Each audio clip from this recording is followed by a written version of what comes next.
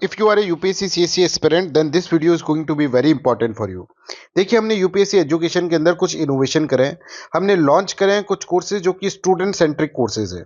कोई भी स्टूडेंट्स अगर कोई वीडियो कोर्स लेता है तो उसको क्या चाहिए, उसको एक कॉम्प्रिहेंसिव कवरेज ऑफ सिलेबस चाहिए। जैसे ये इकोनॉमिक्स कोर्स अभी हमारा चल रहा है, इसके अंदर 19 लेक्चर्स कंप्लीट हो गए हैं। अप्रोक्सीमेटली 70 लेक्चर्स का ये पूरा कोर्स होगा, जिसके अंदर बेसिक से लेकर एडवांस तक आपको पढ़ाया जाएगा। हर लेक्चर के बाद आपसे डेली क्वेश्चंस पूछे जाते हैं। ये देखिए डेली क्वेश्चंस है। जैसे डे 1 के लेक्चर के बाद आपको क्वेश्चंस पूछे जाएंगे और ये आपको सॉल्व करवाए जाएंगे नेक्स्ट डे क्लास के अंदर। तो आप यहाँ पर देखते हैं सभी दिन के क्वेश्चंस यहाँ पर हैं। ये क्वेश्चंस अगर आप देखेंगे तो 7 to 8 क्वेश्चंस हर दिन ये आपसे पूछे जाते हैं। This is going to be very important because किस तरह से आप पढ़े हुए पार्ट को अप्लाई करें आपके एमसीक्यूज के अंदर, दैट इज इंपॉर्टेंट। इसके अलावा PDF of lectures will also be provided to you. Notes आपके बहुत इंपॉर्टेंटली आप देखेंगे इकोनॉमिक सर्वे, योजना, कुरुक्षेत्र, इनके अंदर से बनाए जा रहे हैं। तो दिस कोर्स इज। चलिए तो let's start the class. Class start करने से पहले अपन कुछ क्वेश्चन सॉल्व कर लेते हैं, राइट। चलो, तो कल आपको क्वेश्चंस दिए थे, वो अपन क्वेश्चंस करते हैं। पहला क्वेश्चंस का आंसर सभी अपने चैट सेक्शन के अंदर लिख दें please. Everyone please right your answer in the chat section. First का क्या आंसर है?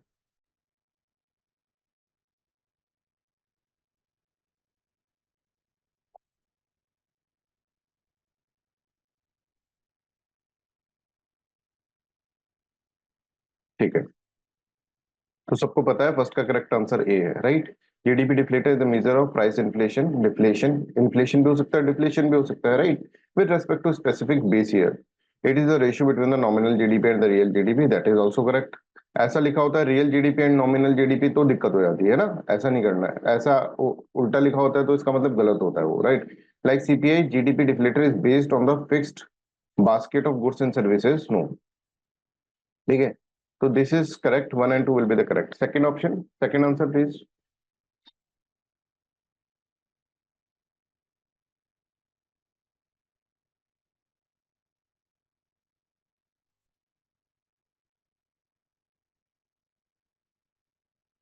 Somebody saying B, somebody saying A. चलो देख लेते हैं। अच्छा ये बताओ, फर्स्ट ऑप्शन कौन कौन राइट बोल रहा है?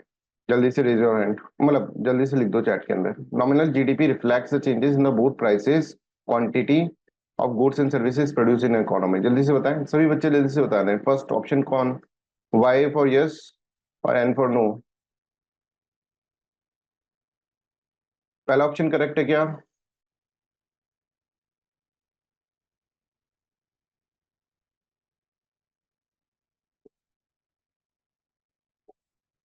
देखो पहला ऑप्शन क्या बोल रहा है, नॉमिनल ग्रॉस डोमेस्टिक प्रोडक्ट, जो हमने देखा था एग्जांपल के अंदर। जैसे 2024 का एग्जाम, 2023 का एग्जांपल अपन ने लिया था, उसके अंदर क्वांटिटी कितनी थी? क्वांटिटी 3 थी, है ना। 2017 के अंदर देखिए तो क्वांटिटी कितना था? क्वांटिटी 10 into 10 था, राइट। 10 क्वांटिटी और 10 ही प्राइस था। पर हमने देखा था यहाँ पे 3 क्वांटिटी है और प्राइस क्या है? प्राइस 50 हो गया है। तो प्राइस भी चेंज हो रहा है, क्वांटिटी भी चेंज हो रही है। तो what is wrong in this one? कुछ रॉन्ग नहीं है इसके अंदर। Nominal GDP reflect the change in both prices and quantity of the goods and services produce in an economy. Quantity भी चेंज हो रही है और आप देख रहे हैं प्राइस भी चेंज हो रहा है। I hope you are getting my point. तो this is how you have to understand कि इसके अंदर क्वांटिटी भी चेंज हो रहा है भाई और प्राइस भी चेंज हो रहा है। जबकि अपन रियल जीडीपी निकालते हैं तो अपना क्वांटिटी तो चेंज होगा, वहां पर यहाँ पर 10 क्वांटिटी है और यहाँ पे 3 क्वांटिटी है, बट प्राइस सेम हो जाएगा ना। प्राइस 5 रह जाएगा, यहाँ पर भी 5 रह जाएगा, बिकॉज प्राइस हम बेस ईयर का ले रहे हैं। तो real GDP reflects only the changes in the quantity of the goods and services produced in an economy. That is also correct. First is also correct. Second is also correct. ठीक है? Any doubt in this one? Anybody has any doubt? Please tell me. तो फिर से explain कर दीजिए ये वाला। कौन सा? First option? First and second. अच्छा देखो, हम क्या कर रहे थे, नॉमिनल जीडीपी के अंदर क्या कर रहे थे? नॉमिनल जीडीपी का मतलब करंट प्राइस अपन लेते थे, करंट प्राइस, है ना। जैसे उस केस के अंदर 2023 वाले केस के अंदर current price was what? Current price जो था वो था 50 रुपीज। ठीक है, अगर हम किसी से भी कंपेयर कर लें, ठीक है, हम बेस ईयर से कंपेयर कर ले, हम 2017 वाले एग्जांपल से कंपेयर कर लें, ठीक है, तो यहाँ पर अगर हम देखें तो करंट प्राइस यहाँ पर कुछ और था। करंट प्राइस यहाँ पर अगर आप देखेंगे तो 10 रुपीज था। तो हम ये समझ रहे हैं प्राइस तो चेंज हो रहा है इसके अंदर, है ना, यहाँ पर चेंज हो रहा है, 2024 के अंदर कुछ और प्राइस हो जाएगा, इंक्रीज और डिक्रीज, 2025 के अंदर कुछ और प्राइस हो जाएगा। तो प्राइस का तो सबने समझ में आ रहा है, current price has been in changing. और यहाँ पर प्रोडक्ट भी तो चेंज हो रहा है, 2017 के अंदर 10 ही क्वांटिटी थी, इसके अंदर क्या है, इसके अंदर 20 क्वांटिटी हो गई, मान लो इसके अंदर 3 क्वांटिटी हो गई, 3 क्वांटिटी हो गई, आगे जाके हो सकता है ज्यादा बढ़ जाए। तो करंट पे जब भी हम रखेंगे नॉमिनल जीडीपी, क्योंकि करंट पे लगती है, तो यहाँ पर क्वांटिटी भी चेंज होगी और प्राइस भी चेंज होगा। Is this clear with everyone? Yes और नो? Okay sir. क्लियर है? But in case of what, in case of real GDP, हम प्राइस करंट प्राइस पे नहीं ले रहे हैं, हम बेस ईयर की प्राइस पे ले रहे हैं। बेस ईयर क्या है? बेस ईयर अगर हम देखें तो बेस ईयर वाज 2011, है ना, और 2011 के अंदर अगर हम देखेंगे तो प्राइस वाज ओनली 5 रुपीज। तो यहाँ पर भी जब प्राइस होगा, जीडीपी जब यहाँ पर निकालेंगे, तो क्वांटिटी तो 10 है और प्राइस यहाँ पे 3 है। और यहाँ पर जब जीडीपी निकाल रहे हैं तो क्वांटिटी तो क्या है, क्वांटिटी 3 है ना, चेंज हो गया, पर प्राइस तो सेम है। वो बेस प्राइस का ले रहे हैं, ये देखो ये भी ठीक है, प्राइस मान लीजिए, हाँ 5 है, सॉरी 5 प्राइस है, ये भी 5 प्राइस है। I hope this is clear to everyone. यहाँ पर प्राइस जो होगा वो सेम रहेगा, यहाँ पर भी प्राइस सेम रहेगा। अगर मान लो 20 ईयर पे निकालोगे 2024 के अंदर, वहां पर भी प्राइस तो अपन को 5 ही लेना पड़ेगा ना, 5 ही लेना पड़ेगा। क्वांटिटी कैन बी चेंज पर price remain same. Is this okay with everyone? कोई तो डाउट? ये तो समझ में आ गया, लेकिन सर जैसे जीडीपी कैलकुलेट करेंगे तो जीडीपी में ये कैसे समझ में आएगा? वहां पे सिर्फ मॉनेटरी वैल्यू लेंगे ना? मॉनेटरी वैल्यू क्या होता है? मनी वैल्यू क्या होता है?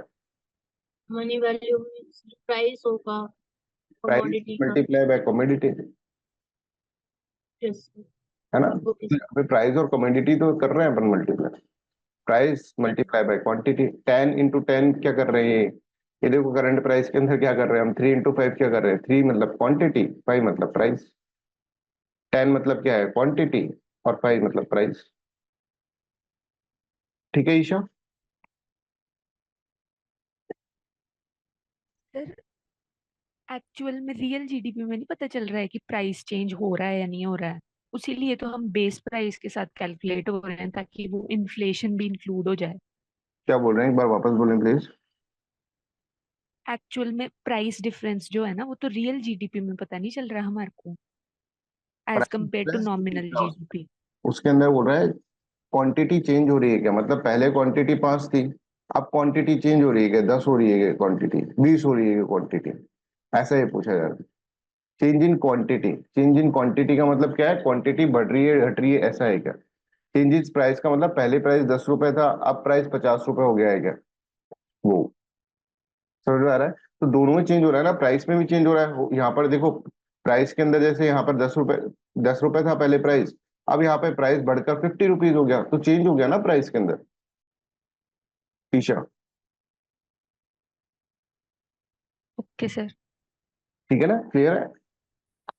तो देखो nominal GDP reflect change in both. देखो क्या होता है, नॉमिनल जीडीपी और रियल जीडीपी में अंतर क्या दिख रहा है आपको? अंतर ये दिख रहा है कि बेस प्राइस जो है ना, पहले के अंदर तो अपनी अपनी प्राइसेस ले रही थी, अब यहाँ पे बेस प्राइस ले ली, मतलब प्राइस जो हो गया वो कांस्टेंट हो गया। प्राइस 2017 के लिए भी कांस्टेंट हो गया और 2023 के लिए भी कांस्टेंट हो गया, और कोई से भी साल के लिए प्राइस तो कांस्टेंट कांस्टेंट हो गया, मतलब प्राइस तो चेंज हो नहीं रहा है, क्योंकि प्राइस तो हम बेस वाला प्राइस ले रहे हैं। तो बेस प्राइस ले रहे हैं तो प्राइस कभी चेंज ही नहीं हो रहा है, कोई सा भी ईयर ले लो। पर क्वांटिटी तो हर ईयर के अंदर चेंज होती रहेगी ना, इसके अंदर हो सकता है 3 क्वांटिटी हो, उसके अंदर हो सकता है 5 क्वांटिटी हो, इसके अंदर हो सकता है 20 क्वांटिटी हो, उसके अंदर हो सकता है कि 4 ही क्वांटिटी हो, क्वांटिटी तो चेंज होती रहेगी। तो नॉमिनल जीडीपी रिफ्लेक्ट्स क्या रिफ्लेक्ट कर रहा है वो, change in the both prices and the quantity, price में भी और क्वांटिटी में भी अगर चेंज हुआ है तो उसको रिफ्लेक्ट कर रहा है वो। और ये रियल जीडीपी ओनली वो सिर्फ क्वांटिटी बता रहा है ना। जैसे हमने वो जीता क्यों था, देखो 2023 वाला जो था और 2017 वाला, 2017 वाला क्यों हीरो बन रहा था, बिकॉज 10 into 10 कर रहा। 2017 वाला क्यों पीछे रह रहा था, बिकॉज यहाँ पर क्वांटिटी 10 थी पर प्राइस भी 10 थी इसके अंदर, है ना। पर यहाँ पर क्या है, क्वांटिटी तो 3 है और प्राइस 50 हो गई। तो ये करंट प्राइस के अंदर अगर हम देखें, नॉमिनल जीडीपी के अंदर देखें तो दोनों चेंज हो रहा है, चेंज। अब अगर हम बोले कि इसका 150 है और तुम कहो इसका 100 है, तो आपको पता है कि अगर ये नॉमिनल जीडीपी है तो इसके अंदर प्राइस भी चेंज हुआ होगा और क्वांटिटी भी चेंज हुई होगी। पर मैं कह दूं कि भाई बेस प्राइस है, मतलब रियल जीडीपी है, रियल जीडीपी का मतलब क्या हुआ 10 × 5, और इसके अंदर 50 × 5, ओ सॉरी 3 × 5, इसके अंदर ये 15 हो गया, ये 50 हो गया। अब मैं कहूं कि रियल जीडीपी 2017 की, अगर मान लो मैं तुमसे कहता हूं, छोड़ो सब, मैं कहता हूं तुमसे रियल जीडीपी 2017 की 50 है और 2023 की 15 है, तो आपके दिमाग में क्या आएगा? आपके दिमाग में आएगा प्राइस तो दोनों की सेम होगी, हो सकता है क्वांटिटी डिफरेंट हो, ये आएगा ना। तो it reflects what, real GDP की प्राइस तो सेम है, क्वांटिटी डिफरेंट होगी। मैं तुमको यहां पर ये एग्जांपल दे दूं, 2017 में 100 और 2023 में 150, तो आप क्या कहोगे? अब मैंने कहा यहाँ पर आपको this is a nominal GDP, तो आप क्या कहोगे यार, इसके अंदर तो प्राइस भी अलग होगी, प्राइस भी खुद की होगी करंट प्राइस की, क्वांटिटी भी खुद का होगा, इसमें भी प्राइस खुद का होगा, क्वांटिटी भी खुद, तो it reflects change in both price and quantity ना। ठीक है, I hope this is clear. चलो थर्ड क्वेश्चन करें सभी बच्चे। इसलिए क्वेश्चन करना बहुत इंपॉर्टेंट है ना, समझना अपनी जगह, क्वेश्चन करना अपनी जगह, धीरे धीरे आ जाएगी चीजें सारी, है ना। सर आंसर क्या था सेकंड वाले? क्या? सेकंड क्वेश्चन का आंसर क्या था? सेकंड क्वेश्चन का, अच्छा सेकंड क्वेश्चन का आंसर ये करेक्ट है, ये भी करेक्ट है, ये भी करेक्ट है। Real GDP measure the value of finish goods and the services at the constant base price, that is also correct. Nominal GDP is always greater than, ऐसा नहीं हो सकता ना, कभी कभार डिफ्लेशन भी हो सकता है ना, कभी कभार ऐसा हो सकता है प्रोडक्ट नॉमिनल जीडीपी के अंदर क्या है, हमेशा बड़ी थोड़ी ना होगी, ठीक है। ऐसा हो सकता है कभी कभार प्राइस डिक्रीज भी हो गया हो, है ना। तो यहाँ पे फोर्थ ऑप्शन इज रॉन्ग, और बाकी only 3 will be the correct answer, C will be the correct answer. ठीक है, चलिए थर्ड क्वेश्चन करें।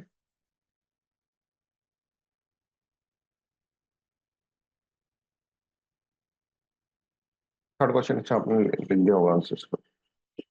थर्ड का सभी आंसर लिखें। दिव्यानी ने डी लिखा है, ईशा ने डी लिखा है, और बाकी विधि, ईशन ने सी लिखा है, विधि ने डी लिखा है। ओके, देख लेते हैं कि changes, what changes need to be made in the net national product at market price, NNP market price, in order to factor cost, NNP factor cost निकालना है अपन को। तो मार्केट प्राइस के अंदर क्या ऐड करें, है ना। तो यहाँ पर एक तो यहाँ पर देखो फैक्टर कॉस्ट के अंदर अपन इनडायरेक्ट टैक्सेस ऐड करते हैं, ठीक है, माइनस सब्सिडी करते हैं, तो यहाँ पे इनडायरेक्ट टैक्सेस क्या होगा, माइनस होगा, minus indirect taxes plus subsidy होगा, तब जाके हम मार्केट प्राइस से फैक्टर कॉस्ट पे जाएंगे। This is correct.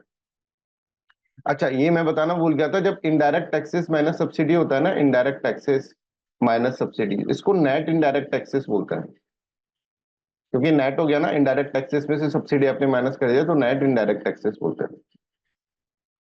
तो यहाँ पर तो खैर वो है ही नहीं इसके अंदर, चलो नेट इनडायरेक्ट टैक्सेस बोलते हैं, ये देख लें। तो देखो इसमें क्या करना है हमको, deduct indirect taxes, yes deduct कर दिया indirect taxes, and add subsidy, और ऐड कर दी सब्सिडी।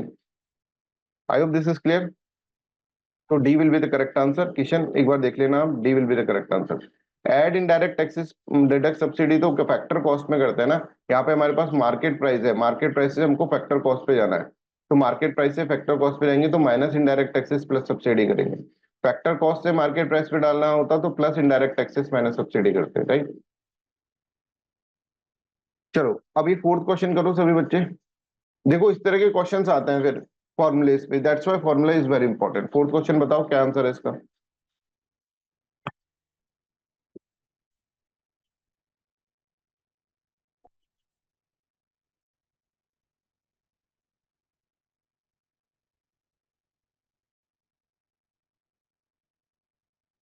देखो market factor cost plus indirect taxes minus subsidy, ये तो अपन को समझ में आ गया था, is equals to market price, ये होता है। अब देखिए in which of the following will the factor cost will be greater than the market, factor cost बड़ी होगी, तो बड़ी होने का मतलब क्या है कि ये जो है वो छोटा हो, तभी तो फैक्टर कॉस्ट बड़ी होगा, है ना। फैक्टर कॉस्ट जो होगा वो कब बड़ा होगा, जब ये चीज जो है, देखो factor cost is equals to, अगर हम देखें market price minus indirect taxes और माइनस सब्सिडी, है ना, ये होगा फैक्टर कॉस्ट फॉर्मूला। बस ये जो है लेफ्ट साइड में जो है उसको राइट साइड में लेकर गए। आई होप दिस इज क्लियर। अब ये जो पोर्शन है, ठीक है, अब देखो, अब इसके अंदर क्या पूछा गया है कि factor cost will be greater. Factor cost बड़ा कब होगा? जब ये जो पोर्शन होगा वो कम होगा, तभी तो फैक्टर कॉस्ट बड़ा होगा। ये पोर्शन जब होगा, देखो, when subsidies are less than direct taxes. अब ये पोर्शन, अब ये समझ में आ रहा है, factor cost is greater than the market price. Market price से फैक्टर कॉस्ट कब बड़ा होगा? जब ये पोर्शन जो होगा वो लेस होगा। ये समझ में आ रहा है सबको? जैसे मान लो फैक्टर कॉस्ट मान लो 10 रुपीज है, मार्केट प्राइस 15 रुपीज है, ठीक है। अब 15 रुपीज में से ये जो है इनडायरेक्ट टैक्सेस और सब्सिडी, अगर ये मान लो 3 रुपए हुआ, तब तो क्या हो जाएगा? तब तो ये पूरा का पूरा ये हो जाएगा 12, और 10 जो होगा ये छोटा हो जाएगा। समझ में आ रहा है? तो इसके अंदर ये वाला जो चीज होना चाहिए, ये जो चीज होनी चाहिए वो क्या होना चाहिए? वो इनडायरेक्ट टैक्सेस और सब्सिडीज के अंदर इस तरह से पूछा गया है। तो यहाँ पे यहाँ मान लो मार्केट प्राइस 15 है, तो ये जो चीज हो ये क्या हो जाए? एक तरह से नेगेटिव हो जाए, ठीक है। ये नेगेटिव हो जाए तभी तो क्या होगा? ये नेगेटिव होगा तब ये दोनों प्लस हो जाएगा, 15 + 3, तो फैक्टर कॉस्ट जो हो जाएगा, फैक्टर कॉस्ट ऐसे मानकर जो फैक्टर कॉस्ट जो हो जाएगा वो क्या हो जाएगा? 15 + 3 हो जाएगा। जब ये चीज क्या होगा, ये चीज अगर मान लीजिए नेगेटिव हो जाएगी तभी तो होगा ना। I hope this is clear to everyone, ठीक है। देखो, फोर्थ ऑप्शन कि फैक्टर कॉस्ट है plus indirect taxes minus subsidy is equals to market price. इसमें पूछा गया फैक्टर कॉस्ट कब ज्यादा होगा? फैक्टर कॉस्ट कब ज्यादा होगा? फैक्टर कॉस्ट जब मार्केट प्राइस से कब ज्यादा होगा? फैक्टर कॉस्ट मार्केट प्राइस से जब ज्यादा होगा जब ये चीज जो होगी वो कम होगी, ठीक है। ये चीज कब कब कम होगी? जब सब्सिडीज जो होगी वो ज्यादा हो जाएगी। ये जब नेगेटिव हो जाएगी ना, फैक्टर कॉस्ट माइनस ये कुछ आ जाए यहाँ पर, माइनस आ जाए यहाँ पर, तो फिर एमपी जो होगा वो कम ही होगा फैक्टर कॉस्ट से हमेशा। ये माइनस कब आएगा? ये प्लस माइनस कब हो जाएगा? जब subsidies are greater than the indirect taxes. ये समझ में आ रहा है? Is this clear? जब सब्सिडी जो होगी वो इनडायरेक्ट टैक्सेस से ज्यादा हो जाएगी तो ये जो प्लस होगा वो माइनस हो जाएगा। जैसे मान लो इनडायरेक्ट टैक्सेस तो 3 है और सब्सिडी दे दी मान ली 5, तो फैक्टर कॉस्ट जो होगा दैट इज -2 हो जाएगा यहाँ पर। तो जो भी मार्केट प्राइस होगा ना उसके अंदर ऐड ही होगा फिर ये जाकर, ये वाला जो जो भी मार्केट प्राइस होगा उसके अंदर ऐड। तो factor cost is greater than, in this case factor cost is greater than the subsidy, right. Factor cost is greater than the market price. I hope this is clear. तो इसके अंदर क्या है कि जब सब्सिडी बड़ी हो इनडायरेक्ट टैक्सेस से, that will be the answer. तो यहाँ पर देख लें, when subsidies are less this is wrong, when subsidies are more than the indirect taxes this is correct, ठीक है। चलो आगे चलते हैं, हम फिफ्थ क्वेश्चन करते हैं। ये करो fifth question. Net factor income abroad जो है अगर जीरो हो जाता है तो क्या होगा? तो ये तो इजी है, GDP plus net factor income abroad is equals to GNP, है ना। हमको ये फॉर्मूला रट लेने हैं अब, ठीक है। तो यहाँ पर देखो, अगर net factor income abroad zero हो जाएगा तो जीडीपी और जीएनपी जो हो जाएगा दोनों इक्वल हो जाएंगे, तो GDP is equals to GNP हो जाएगा, ठीक है। तो B will be the correct answer. Sanjay इसका ए क्यों लगा दिया भाई? ये आप है ना ढंग से देख नहीं रहे हो चीजों को, ये नेट है भाई। यही तो चीजें सीखनी है अपन को, ये ग्रॉस ग्रॉस से ग्रॉस में होगा ना फिर ये।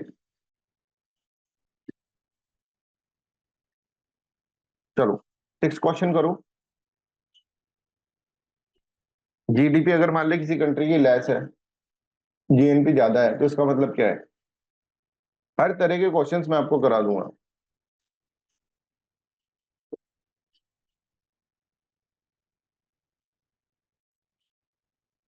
अगेन फॉर्मूला तो ये GDP plus net factor income abroad is equals to GNP.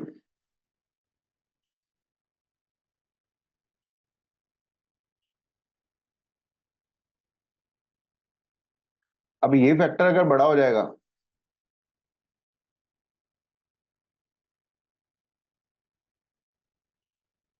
समझ में आ रहा है? तो यहाँ पे देखो, GDP of country x is less than GNP. GDP अगर लेस देन जीएनपी कब होगा? जीडीपी बड़ा है इसका मतलब इसके अंदर क्या है, GDP is greater, GDP is less than, अच्छा जीडीपी छोटा है, वही क्वेश्चन है, उसी तरह का क्वेश्चन है। तो ये जीडीपी छोटा कब होगा इससे, जब ये जीएनपी जो होगा वो क्या है, वो एक तरह से इसके अंदर जीएनपी के अंदर ये चीज ऐड हो जाए, net factor income abroad add हो जाए। अच्छा, what is the most appropriate deduction from the given statement. अच्छा, डिडक्शन का मतलब क्या हो गया कि GDP of x is less than the GNP, इसका मतलब क्या हुआ, इसका मतलब क्या हुआ, ऐसे पूछ रहे हैं। तो जीडीपी जो है वो छोटी है, मतलब अगर आप देखेंगे यहाँ पर जीडीपी जो है छोटी है, मतलब एनएफआईए जो है वो बड़ा है, NFIA net factor income abroad, जो बाहर के लोग हैं, इनकम अर्न बाय द, जो बाहर के लोग हैं उनके द्वारा जो इनकम कर रहा है, देखो income earn by the domestic corporation outside of the x, है ना, outside of the x, x के बाहर जो भी प्रोड्यूस कर रहे हैं ना income, net factor income abroad वही होती है, is outside of the ex exceed in the income with in the ex by the foreign corporation. Net factor income abroad जो है बड़ी पॉजिटिव होना चाहिए इसके लिए, दैट शुड बी पॉजिटिव, और net factor income abroad positive क्या होता है, बी माइनस सी होता है वो। बी क्या है, बाहर वाले जो हमारे नेशनल्स, और सी वाले क्या है, जो हमारे यहाँ पर लोग नहीं है, ठीक है, जो कि नॉन नेशनल्स लोग यहाँ पे प्रोड्यूस कर रहे हैं, तो दैट इज फॉरेन कॉर्पोरेशन। तो बी माइनस सी होगा, ये पॉजिटिव कब होगा, ये पॉजिटिव जब होगा जब बाहर के लोग जो होगा income earn by the domestic corporation outside of the ex exceed income earn within the ex by the foreign corporation. I hope this is clear to everyone, ये क्लियर है। तो इसका correct answer will be the B, Kishan and Isha, is this clear. More foreign corporation छोड़ो, more foreign corporation हो produce कुछ भी नहीं कर रहे, इनकम अर्न बाय द, देखो समझ में आ रहा है, और मोर फॉरेन कॉर्पोरेशन मतलब ज्यादा फॉरेन कॉर्पोरेशन हो, ज्यादा लोग हमारे लोग कमाने चाहिए ना, नेशनल्स की ज्यादा कमाने चाहिए ना, नेशनल्स ज्यादा कमाने चाहिए, फॉरेन कॉर्पोरेशन ज्यादा होने से क्या हो जाएगा।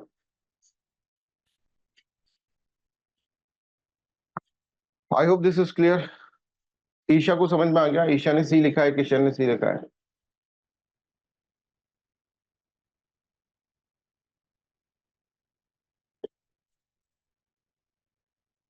चलिए फिर नेक्स्ट अपन करते हैं, चलिए फिर ठीक है, सबको समझ में आ गया। तो 6 क्वेश्चन, सब 6 क्वेश्चन अपन ने करे, इन 6 क्वेश्चन अब डेली कैसे क्वेश्चन करोगे ना, प्रैक्टिस करोगे, तब थोड़ा मजा आने लग जाएगा क्वेश्चन करने में।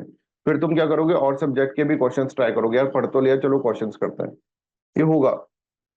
एक सब्जेक्ट से तो बहुत सारी चीजें प्रिपेयर, मतलब बहुत सारा मोटिवेशन मिल सकता है अगर वो सब्जेक्ट सही से चल गया तो। अब जनरली क्या होता है कि एक तो बहुत जल्दी जल्दी कोर्स कराने की कोशिश की जाती है कि जल्दी से कोर्स कंप्लीट करा दें, ठीक है, हमारे पास ऐसा कुछ भी नहीं है, इसीलिए पहले ही कोर्स स्टार्ट कराए। प्लीज ट्राई टू अंडरस्टैंड, मेरे से ये मत पूछना कोई भी कि सर कोर्स कब खत्म होगा। कोर्स तो मैं 17 घंटे में भी खत्म कर सकता हूँ, आपको पता है, ठीक है, पर उसका फिर कोई वैल्यू नहीं रहेगा, ठीक है। तो मैं चाहता हूँ कि आपका पूरा ओवरऑल डेवलपमेंट हो, ऐसा डेवलपमेंट हो कि दूसरे सब्जेक्ट्स के अंदर भी आपको लगे कि हाँ इसके अंदर भी डेवलपमेंट हो रहा है, उसके अंदर भी तुम क्वेश्चन स्टार्ट कर दो सॉल्व करना, ठीक है। चलो, तो लेट्स अंडरस्टैंड दिस वन, ये हमने let's understand the next things, but before that हमने कल जो पढ़ा था एक डेप्रिसिएशन का कॉन्सेप्ट पढ़ा था, I hope this is clear to everyone, depreciation क्या होता है। तो डेप्रिसिएशन जब हमने समझा था तो हमने इसके अंदर ये समझा था कि ग्रॉस इन्वेस्टमेंट माइनस ग्रॉस जो भी इन्वेस्टमेंट हमने करा है, ठीक है, इन्वेस्टमेंट करा है मतलब gross investment minus depreciation will get you net, है ना, ये अपन ने इसके अंदर करा था। तो व्हाट इज नेट और ग्रॉस के बीच में डिफरेंस क्या था जीडीपी के अंदर, नेट जीडीपी और ग्रॉस जीडीपी, तो ग्रॉस जीडीपी मतलब ग्रॉस डोमेस्टिक प्रोडक्ट, ठीक है, minus depreciation will give you net domestic product, NDP, है ना, जीडीपी से एनडीपी में कन्वर्ट करना हमने समझा था। फिर हमने समझा था व्हाट इज करंट प्राइस और कांस्टेंट प्राइस, करंट प्राइस और कांस्टेंट प्राइस समझते समझते हमने एक तरह से जीडीपी डिफ्लेटर के बारे में बात करी थी, what is GDP deflator, you all know about that, ठीक है। तो इसके बाद फिर हमने क्या करा था, नॉमिनल जीडीपी क्या होता है, रियल जीडीपी क्या होता है, वो अपन ने इसके अंदर समझा था, ठीक है। फिर हमने जीडीपी डिफ्लेटर भी समझ लिया था, फैक्टर कॉस्ट क्या होता है, मार्केट प्राइस क्या होता है, ये सब चीजें हमने समझ लिया था। और हमने ये समझा था कि फैक्टर कॉस्ट के अंदर जब हम इनडायरेक्ट टैक्सेस को ऐड कर देंगे और सब्सिडीज को माइनस कर देंगे तो that it will give the market price यहाँ पर अपन को मिल जाएगी। आई होप दिस इज क्लियर। तो इन ऑल अपन ने एक तो ये फॉर्मूला याद करा है, GNP is equal to GDP plus net factor income abroad, ठीक है। दूसरा नेट इन्वेस्टमेंट मतलब ग्रॉस इन्वेस्टमेंट माइनस डेप्रिसिएशन, और नेट वर्सेस ग्रॉस के अंदर ये हमने देखा है कि net GDP is equals to gross minus depreciation, मतलब ग्रॉस मतलब जीडीपी वाला जी। ठीक है, हमने ये समझा था डेप्रिसिएशन क्या होता है, VAT lapse of time, obsolete technology हमने समझा था। करंट वर्सेस कांस्टेंट प्राइस हमने समझा था, करंट प्राइस क्या होता है, कांस्टेंट प्राइस क्या होता है, राइट। नॉमिनल जीडीपी क्या होता है, रियल जीडीपी क्या होता है। हमने बेस ईयर का क्राइटेरिया समझा था, बेस ईयर का क्राइटेरिया क्या होता है ये अपन ने समझा दिया था। ठीक है, जीडीपी डिफ्लेटर क्या होता है, नॉमिनल जीडीपी अपन real GDP. Factor cost market price ये क्या होता है, ठीक है, ये अपन ने इसके अंदर समझा था। Market price is equals two factor cost plus indirect taxes minus subsidies. ठीक है, ये अपन ने इसके अंदर समझा था मार्केट प्राइस और फैक्टर कॉस्ट, और उसके ऊपर क्वेश्चंस भी अब हमने कर लिए। ठीक है, कब फैक्टर कॉस्ट ज्यादा होगा अगर मार्केट प्राइस कम हो गया, मार्केट प्राइस ज्यादा होगा फैक्टर कॉस्ट कम होगा, ये सब चीजें अपन को इसके अंदर अंडरस्टैंड हो गई है। चलो अब स्टार्ट करते हैं अपन lecture number. Yes Vidhi please. Sir आप नेट इनडायरेक्ट टैक्सेस के बारे में कुछ बता रहे थे, वो क्या हाँ, पॉइंट था? देखो ये जो चीज है ना, इस चीज को इनडायरेक्ट टैक्सेस माइनस सब्सिडी को है ना नेट इनडायरेक्ट टैक्सेस बोलते थे, बस यही चीज बता दी है ना। ये जो टर्म अगर ऐसा लिखा जाए ना नेट इनडायरेक्ट टैक्सेस, तो उसका मतलब यही है इनडायरेक्ट टैक्सेस माइनस सब्सिडी, यही इसका मतलब होता है। ये चीज आपको बता रहे थे। तो इनडायरेक्ट टैक्सेस माइनस सब्सिडी को हम ऐसे भी लिख सकते हैं, market price plus is equals two factor cost plus NIDT, net indirect taxes. तो कभी आ जाए फैक्टर कॉस्ट में नेट इनडायरेक्ट टैक्स में ऐड कर देंगे तो मार्केट प्राइस हो जाएगा कि नहीं होगा। वैसे क्वेश्चंस जो होते हैं इस कभी कभार इस तरह के क्वेश्चंस भी आ सकते हैं। ठीक है, चलो अब आगे समझने से पहले, आगे का लेक्चर स्टार्ट करने से पहले मैं आपको एक कॉन्सेप्ट समझा देता हूं, राइट। चलो लेट्स अंडरस्टैंड एक कॉन्सेप्ट को अंडरस्टैंड करते हैं। देखो हमारा जो घर है ना, उसको हम, हमारा घर, हम जैसे लोगों का सबका घर है ना, उसको हम हाउस होल्ड बोल रहे हैं। क्या बोल रहे हैं हम, हाउस होल्ड, राइट। और जो कंपनीज जो है, जो प्रोडक्शन कर रही है, कंपनी जो प्रोडक्शन कर रही है, उनको हम बोल रहे हैं फर्म्स। ये कंपनीज क्या कर रही हैं, कंपनीज प्रोडक्शन कर रही हैं, they are producing like anything. ठीक है, बहुत ज्यादा प्रोडक्शन ही कर रही हैं। और हाउस होल्ड क्या है, हाउस होल्ड हमारे जैसे आपके जैसे घर जो होता है उसको हाउस होल्ड अपन बोल रहे हैं। अब इन दोनों के बीच में एक रिलेशन है साहब, आगे की चीजें इनसे ही समझ में आएगी। हाउस होल्ड और फर्म्स के अंदर कुछ रिलेशन है, और दोनों के बीच में म्यूचुअल रिलेशन है। भाई हमें अगर मान लीजिए कुछ चाहिए, नहाने के लिए सोप चाहिए, खाने के लिए हमको कुछ चाहिए, राइट, वेजिटेबल्स चाहिए, कुछ भी चाहिए, ठीक है, तो हमें जाना पड़ेगा इन फर्म्स के पास कि भाई साहब मेरे को कुछ दे दो यार, गुड्स एंड सर्विसेज कुछ भी चाहिए हमको, तो हमको फर्म्स के पास जाना पड़ेगा कि नहीं जाना पड़ेगा, जाना पड़ेगा। हम घर में थोड़ा ना प्रोड्यूस कर देंगे गुड्स एंड सर्विसेज। हमें किसके पास जाना पड़ेगा, शैम्पू के लिए, सोप के लिए, ठीक है, शर्ट खरीदने के लिए, पेन खरीदने के लिए, कुछ भी चीज लगे, चाय खरीदने के लिए, चाय पत्ती लेने के लिए, राइट, कोई भी चीज, मिल्क लेने के लिए हमको जाना पड़ेगा फर्म्स के पास कि भाई साहब गुड्स एंड सर्विसेज आपसे ले लेते हैं। फर्म मतलब एक तरह से इंडस्ट्री जो है ना, फर्म्स जो है पूरी जो भी शॉप्स हैं और ये सब चीजें हैं, ये फर्म्स, राइट। अच्छा, इन एनी केस फर्म्स कैसे चलेगी। फर्म्स ऐसा तो नहीं है कि भाई भगवान आया और भगवान ने फर्म बना दी इनविजिबल तरीके से। फर्म फर्म किसी लैंड के ऊपर होगी, लैंड के ऊपर होगी फर्म, लैंड के ऊपर, समझ में आ रहा है। फर्म के ऊपर कोई लेबर लग रहा होगा, लेबर, लैंड लेबर, कुछ कैपिटल इन्वेस्ट हो रहा होगा, कैपिटल मशीन, ठीक है। कुछ अगर यहाँ पे देखिए फर्म्स के अंदर, अगर आप देखेंगे लेबर पावर है, लैंड है, कैपिटल है, और इसके साथ साथ अगर हम देखेंगे इसके साथ साथ एंटरप्रेन्योरशिप है।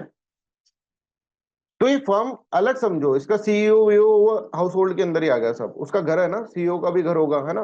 फर्म मतलब एक जो है अपन ने इंडस्ट्री खड़ी कर रखी है बस, ठीक है, उसके अंदर आदमी वादमी जो होंगे वो कहाँ से आएंगे, हाउस होल्ड से आएंगे। लेबर कहाँ से आएगा, हाउस होल्ड से आएगा। तो हमको फर्म ने गुड्स एंड सर्विसेज दी, उसके बदले में हम उसको पैसा तो दे ही रहे, उसके साथ इसके गुड्स एंड सर्विसेज कैसे प्रोड्यूस है, हमारे कारण, हाउस होल्ड के कारण। हाउस होल्ड में से आदमी गया इसके अंदर, फर्म के अंदर काम करा। आई होप दिस इज क्लियर। ये फर्म का जो लैंड था वो हम ही लोगों का था, इसने फर्म ने खरीदा, और उसके अंदर क्या हुआ, उसके अंदर उसने अपनी इसी फर्म जो है उसके अंदर एस्टेब्लिश हो गई। क्योंकि लैंड जो होता है वो क्या है, अगर वहां पे फर्म नहीं होती तो लोग रह रहे होते हैं, और कभी कभार ऐसे होता है लोग रह रहे हैं उसको डिस्प्लेस करके फर्म बन जाती है।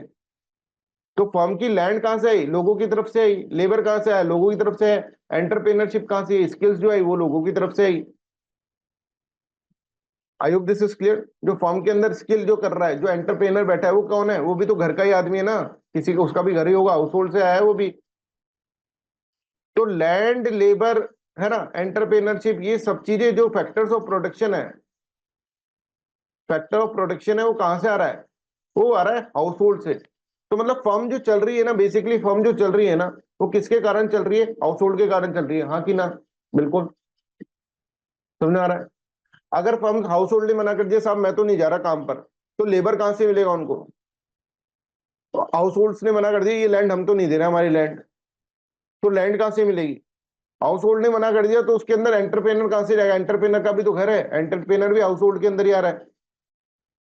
तो कहने का मतलब ये, फर्म जो चल रही है ना, फर्म का जो चीज सिस्टम चल रहा है, राइट, फर्म का जो इंजन चल रहा है, वो किसके कारण चल रहा है? हाउस होल्ड के कारण चल रहा है, फैक्टर ऑफ प्रोडक्शन के कारण। और इसके बदले में फर्म्स हमें क्या देती है? फर्म्स हमें वेजेस देती है, लेबर की जगह वेजेस देगी, लैंड होगा तो उसको रेंट देगी, एंटरप्रेनर्स को प्रॉफिट हो जाएगा। फर्म हमें क्या दे रही है? हमें ये पैसा दे रही है, तभी तो हम काम कर रहे हैं, हमको मजा थोड़ी ना आ रहा है वहां पे फर्म के अंदर जाकर काम करने में। तो हम फर्म में काम कर रहे हैं, तो मतलब हम उसको एक तरह से फैक्टर ऑफ प्रोडक्शन दे रहे हैं, बिना उसके वो फर्म का इंजन ही नहीं चल सकता। Factor of production we are provided to the firm, और in return factor of production के रिटर्न में वो हमको फैक्टर इनकम दे रही है, वेज, रेंट, डिविडेंड, प्रॉफिट, ये सब दे रही है। तो I hope this is clear. अच्छा, अब हम ये चीज भी समझ गए कि समझो, ये मान लो हाउस होल्ड है और ये फर्म है।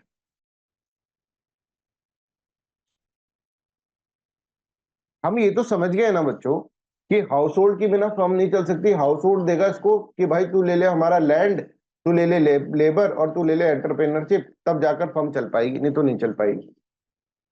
ये पॉइंट समझ में आ रहा है? और इसके बदले फर्म्स कहेंगे कि भाई मैं तेरे को क्या दे सकता हूँ? तो उसने बोला भाई मैंने लेबर करा है, मेरे को वेजेस दे, सैलरी दे, मैंने एक तरह से तेरे को लैंड दी है तो लैंड का रेंट दे, और एंटरप्रेन्योरशिप तो ये इसका प्रॉफिट दे। फर्म से मांगेंगे हम, तो फर्म ये सब चीजें हमको देता है। तो हम जो फर्म को दे रहे हैं, हाउस होल्ड जो फर्म्स को दे रहा है, वो क्या दे रहा है? लैंड, लेबर, एंटरप्रेन्योरशिप, ठीक है। और फर्म्स हमें जो दे रही है, वो दे रही है wage, rent, profit. I hope this is clear. Firm को एक और फायदा है कि फर्म का जो भी प्रोडक्शन होगा, वो क्या फर्म खुद तो नहीं खाएगी, बिल्डिंग थोड़ी ना खा जाएगी उसको, प्रोडक्शन को। उसके लिए उसको हाउस होल्ड चाहिए, तो house hold is doing what? House hold उसके ऊपर खर्चा कर रहा है फर्म के ऊपर। कि हाउस होल्ड जब है ना, इससे शैम्पू का पैकेट लेता है, एक पार्ले जी का पैकेट ले रहा है, या फिर कोई भी ले लो, कुछ भी बिस्किट ले रहा है, कुछ चॉकलेट ले रहा है, कुछ भी ले रहा है, तो ये क्या कर रहा है? एक तरह से हाउस होल्ड इसको बदले में पैसे देगा फर्म को, और उससे फर्म चल रही है। तो फर्म बिना हाउस होल्ड की नहीं है कि भाई चॉकलेट खरीदी तो 100 रुपए दे दिए, ठीक है, ये सब प्रोडक्ट खरीदे, चॉकलेट, बिस्किट और ये सब, तो 100 रुपए हम दे रहे हैं ना, तो हम एक्सपेंडिचर कर रहे हैं, कंज्यूमर एक्सपेंडिचर, ठीक है। इसका मतलब क्या है? इसका मतलब है consumer expenditure. I hope this is clear to everyone. और ये फर्म हमको क्या दे रही है? इसके बदले हमको गुड्स एंड सर्विसेज दे रही है फर्म। तो एक रिलेशनशिप दिख रहा है तुमको?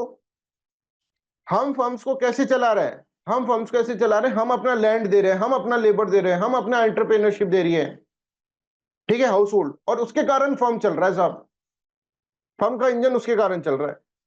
इसके बदले में फर्म हमको क्या दे रहा है? हमको पैसे दे रहा है, सैलरी दे रहा है, हमें लैंड का रेंट दे रहा है, एंटरप्रेन्योरशिप कर रहे हैं तो उसको प्रॉफिट दे रहा है। I hope this is clear. सबको क्लियर है इसको डाउट? अच्छा, दूसरा चीज क्या है?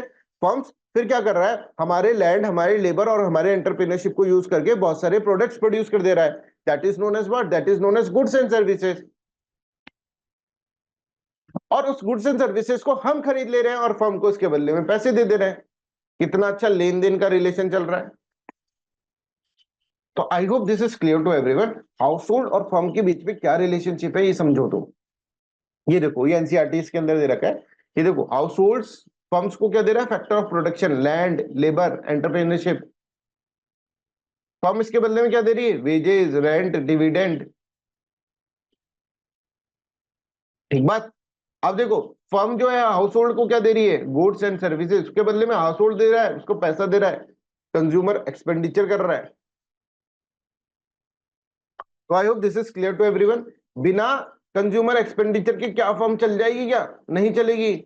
और बिना वेज रेंट डिविडेंड के क्या घर चल जाएगा, क्या नहीं चलेगा? बिना गुड्स एंड सर्विसेज के घर चल जाएगा, क्या नहीं चलेगा? बिना फैक्टर ऑफ प्रोडक्शन के फर्म चल जाएगी, क्या नहीं चलेगी? तो फर्म को भी हाउस होल्ड की जरूरत है, हाउस होल्ड को भी फर्म की जरूरत है। बिना फैक्टर ऑफ प्रोडक्शन दिए फर्म नहीं चल सकती, और factor of production is given by the household. और बिना गुड्स एंड सर्विसेज दिए भाई हाउस होल्ड नहीं चल सकता। बिना वेज रेंट है ना, बिना गुड्स एंड सर्विसेज दिए बिना फर्म नहीं चल सकती, है ना अगेन। और बिना कंज्यूमर का एक्सपेंडिचर करे, कभी जब बिना पैसा दिए, हम इसको फर्म को पैसा देना है ना, कुछ सामान ले रहे हैं तो फर्म नहीं चल सकती। I hope this is clear to everyone. और बिना वेज रेंट डिविडेंड दिए हाउस होल्ड नहीं चल सकता। So that's how you have to see the relationship between the household and the firms. यहाँ पर मैंने लिख दिया, firms demand of factor of production to run the production process creates payment to the public। ठीक है, लोगों को पैसा देती है फर्म फैक्टर ऑफ प्रोडक्शन के बदले में। ठीक है, वेज सैलरी देती है, इंटरेस्ट देती है, राइट, प्रॉफिट दे रही है। In turn the public demand for the, और पब्लिक क्या कर रही है? पब्लिक डिमांड कर रही है गुड्स एंड सर्विसेज की, क्रिएट्स पेमेंट और कंज्यूमर एक्सपेंडिचर कर रहे हैं, and enables the sale of the product they produce. उसके कारण सेल हो रहा है प्रोडक्ट का, बिकॉज हम कंज्यूमर एक्सपेंडिचर कर रहे हैं। I hope this is clear. तो यहां पर हम कर सकते हैं, in short the income that people earn as a owner of the factor of the production are used by them to meet their demand for the goods and services. ये जो पैसा आ रहा है हाउस होल्ड के पास, जो पैसा आ रहा है ना वेज रेंट डिविडेंड से, इससे ही तो ये चॉकलेट खरीद पा रहा है, इससे ही एक्सपेंडिचर कर पा रहा है ना। अगर मान लो ये पैसा नहीं आता है हाउस होल्ड के पास, तो एक्सपेंडिचर भी नहीं कर पाएगा, और एक्सपेंडिचर नहीं कर पाएगा तो फर्म्स की गुड्स एंड सर्विसेज खरीदेगा कौन? इसलिए अगर फर्म सैलरी बढ़ा भी रही है आपकी, तो अल्टीमेटली वो पैसा तो क्या है, गुड्स एंड सर्विसेज के फॉर्म, कंज्यूमर एक्सपेंडिचर के फॉर्म के अंदर कहीं ना कहीं किसी ना किसी फॉर्म में तो जाएगा ही। तो जितना पैसा हाउस होल्ड का बढ़ेगा, अब यहां पर ये समझो, this is very important to understand, जितना पैसा हाउस होल्ड का बढ़ेगा ना, जितना पैसा इसके अंदर आएगा, उतना ज्यादा डिमांड बढ़ेगी। पहले आप चॉकलेट नहीं खाते थे क्योंकि सैलरी कम थी, अब चॉकलेट खाने लग गए बिकॉज क्या है, सैलरी ज्यादा हो गई, वेजेस ज्यादा हो गई। वेजेस ज्यादा हो गई तो डिमांड बढ़ी, और डिमांड बढ़ी तो उतनी ही फर्म्स का कैपेसिटी जो होगा, प्रोडक्शन होगा, वो बढ़ाना पड़ेगा फर्म को। पहले कोई कार खरीदता ही नहीं था, तो फर्म क्या करती थी, फर्म कार बनाती ही नहीं थी। अब कार सब खरीदने लग गए क्योंकि वेजेस बढ़ गई है, रेंट बढ़ गए हैं, डिविडेंड बढ़ गए, तो लोगों के पास पैसा ज्यादा आ गया है। तो पैसा ज्यादा आ जाएगा हाउस होल्ड के पास, तो what house hold will do? House hold क्या करेगा जब उसके पास पैसा ज्यादा आ जाएगा? तो वो खरीदेगा, कंज्यूमर एक्सपेंडिचर करेगा, जा जाके वहां पे खरीद करेगा। ठीक है, खरीद के तो फर्म्स का प्रॉफिट होगा। इस तरह से आप देखेंगे तो फर्म्स और हाउस होल्ड दोनों इंटर रिलेटेड है। Anybody has any kind of doubt? This is concept that need to be understand before dealing with the national income. National income अभी हम पढ़ने वाले हैं, उससे पहले ये कॉन्सेप्ट आपको समझ में आना चाहिए। ठीक है, कहने का मतलब ये है कि जो भी इंडस्ट्रीज है, ठीक है, जो भी इंडस्ट्रीज है, they are dependent on the what? Firms are dependent on the household. Similarly, household is dependent on the firm. Why household is dependent on the firm? Household is dependent on the firm for the wages, rent, dividend, and goods and services. And why firms are dependent on the household? For the what? For the factor of the production, land, labor, entrepreneurship. कहाँ से मिलेगी firm को? नहीं तो भगवान तो आएंगे नहीं ऊपर से। दूसरा, why firms are dependent on the household? Because of the consumer expenditure that the household is doing in purchasing goods and services. इस तरह से आपको इसका समझ, ठीक है। चलिए आइए we understand what is the national income. National income ही हमारा मॉड्यूल का नाम था, नेशनल इनकम। अब हमने नेशनल इनकम से पहले, सबसे पहले हमने जीडीपी पढ़ा है, जीडीपी पढ़ा, जीएनपी पढ़ा हमने, राइट। इसके बाद हमने नेट वर्सेस ग्रॉस पढ़ा, फिर हमने फैक्टर प्रोडक्शन, फैक्टर कॉस्ट क्या होता है, मार्केट कॉस्ट क्या होता है, ये अपन ने इसके अंदर अंडरस्टैंड करा। फिर हमने current price, nominal price, current price क्या होता है, बेस प्राइस क्या होता है, ये हमने अंडरस्टैंड करा। नॉमिनल जीडीपी क्या होता है, रियल जीडीपी क्या होता है, ये हमने इसके अंदर अंडरस्टैंड करा। ठीक है, तो I hope this is clear to everyone. GDP deflator हमने इसके अंदर समझा। फिर हमने समझा फर्म्स और हाउस होल्ड के बीच में क्या रिलेशन होता है, ये हमने एक कॉन्सेप्ट बनाया। इसके ऊपर कई क्वेश्चंस पूछे जा सकते हैं, पूछेंगे, कल पूछेंगे ये आपसे। चलिए let's understand what is national income. National income अपन पढ़ता है। तो देखो नेशनल इनकम का मतलब क्या होता है। नेशनल इनकम का मतलब NNP factor cost,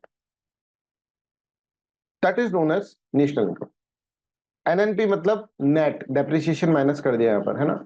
नेशनल्स ने जो अर्न करा है, मतलब बाहर के लोग भी आ गए इसके अंदर, नेशनल्स ने जो अर्न करा है, जो प्रोडक्शन करा है, ठीक है, factor cost, that is known as NNP factor cost. हमारे जो भी नेशनल्स प्रोडक्शन कर रहे हैं, ठीक है, बाहर कर रहे हैं, है ना, बाहर अपनी फर्म्स खोल रखी है, उधर से प्रोडक्शन कर रहे हैं, जैसे टाटा ने बाहर अपनी फर्म्स खोल रखी है, तो उससे जो प्रोडक्शन हो रहा है वो भी टाटा का ही प्रोडक्शन होगा, वो नेशनल्स के अंदर काउंट होगा। That will not be counted into the GDP, but that will be counted into GNP, ठीक है। तो टाटा ने बाहर फर्म्स खोल रखी है बहुत सारी, ठीक है, बाहर की कंपनीज खोल रखी है, तो उनसे जो पैसा आ रहा है टाटा के पास, वो क्या हो रहा है, एक तरह से हमारा नेशनल का इनकम काउंट हो रहा है, ठीक है। तो I hope this is clear to everyone. NNP factor cost जो होता है, that is known as national income, total income earned by the national of the country, nationals of the country, that is known as what, that is known as national income, उसको अपन national income बोलते हैं, ठीक है।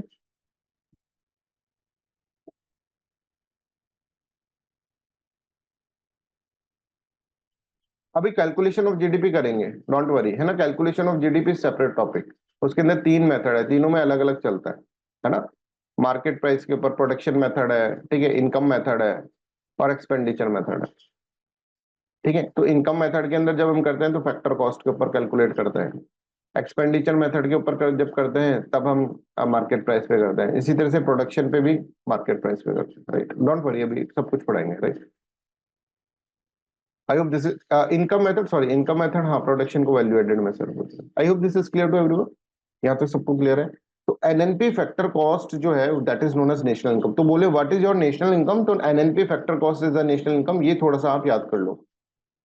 तो इसके अंदर क्या होगा कि मान लीजिए एनएनपी फैक्टर कॉस्ट अब सर निकालेंगे कैसे, आप तो जीडीपी पढ़ाते आ गए इतनी देर से, हमको पढ़ना था नेशनल इनकम, आप जीडीपी पढ़ा रहे हो। तो भाई पहले जीडीपी निकालो, मान लो जीडीपी फैक्टर कॉस्ट आपने निकाल ली, फिर उसमें से डेप्रिसिएशन माइनस कर दो, और डेप्रिसिएशन माइनस करने से के बाद एनएफआई ऐड कर दो, that will give you what, that will give you net national product factor cost. जो नेशनल इनकम निकालने के लिए हमको जीडीपी तो निकालनी पड़ेगी ना, इसलिए हमने जीडीपी का कॉन्सेप्ट पहले अपन ने समझा, इसलिए फॉर्मूले याद करें। अब हमारे पास एक बार जीडीपी फैक्टर कॉस्ट आ जाए या फिर जीडीपी मार्केट प्राइस भी आ जाए, जीडीपी मार्केट प्राइस आएगा तो भी हमको निकालना तो आता ही है। जीडीपी मार्केट प्राइस आएगा, उसके अंदर से हम क्या कर देंगे, उसके अंदर से हम इनडायरेक्ट टैक्सेस को माइनस कर देंगे, प्लस सब्सिडी कर देंगे, और माइनस डेप्रिसिएशन कर देंगे, प्लस एनएफआईए कर देंगे, तो हमारे पास एनएनपी फैक्टर कॉस्ट आ जाएगा। मतलब जीडीपी तो हमको निकालना ही पड़ेगा, whether it is in the market price, और मार्केट प्राइस पे निकालें या फिर फैक्टर कॉस्ट पे निकालें, जीडीपी तो निकालना पड़ेगा, इसलिए पहले हमने जीडीपी समझी। तो जीडीपी कैलकुलेशन के बाद हमको फॉर्मूले लगा के हम क्या करेंगे, नेशनल इनकम निकाल देंगे, एनएनपी फैक्टर कॉस्ट निकाल देंगे।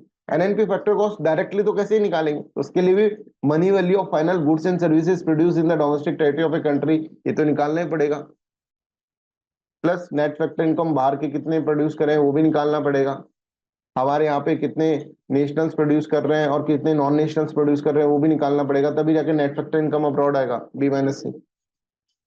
तो कहने का मतलब ये है, एनएनपी जो है नेशनल इनकम जो है, दैट इज नथिंग बट, ये कुछ नहीं है national income, that is nothing but the NNP factor cost,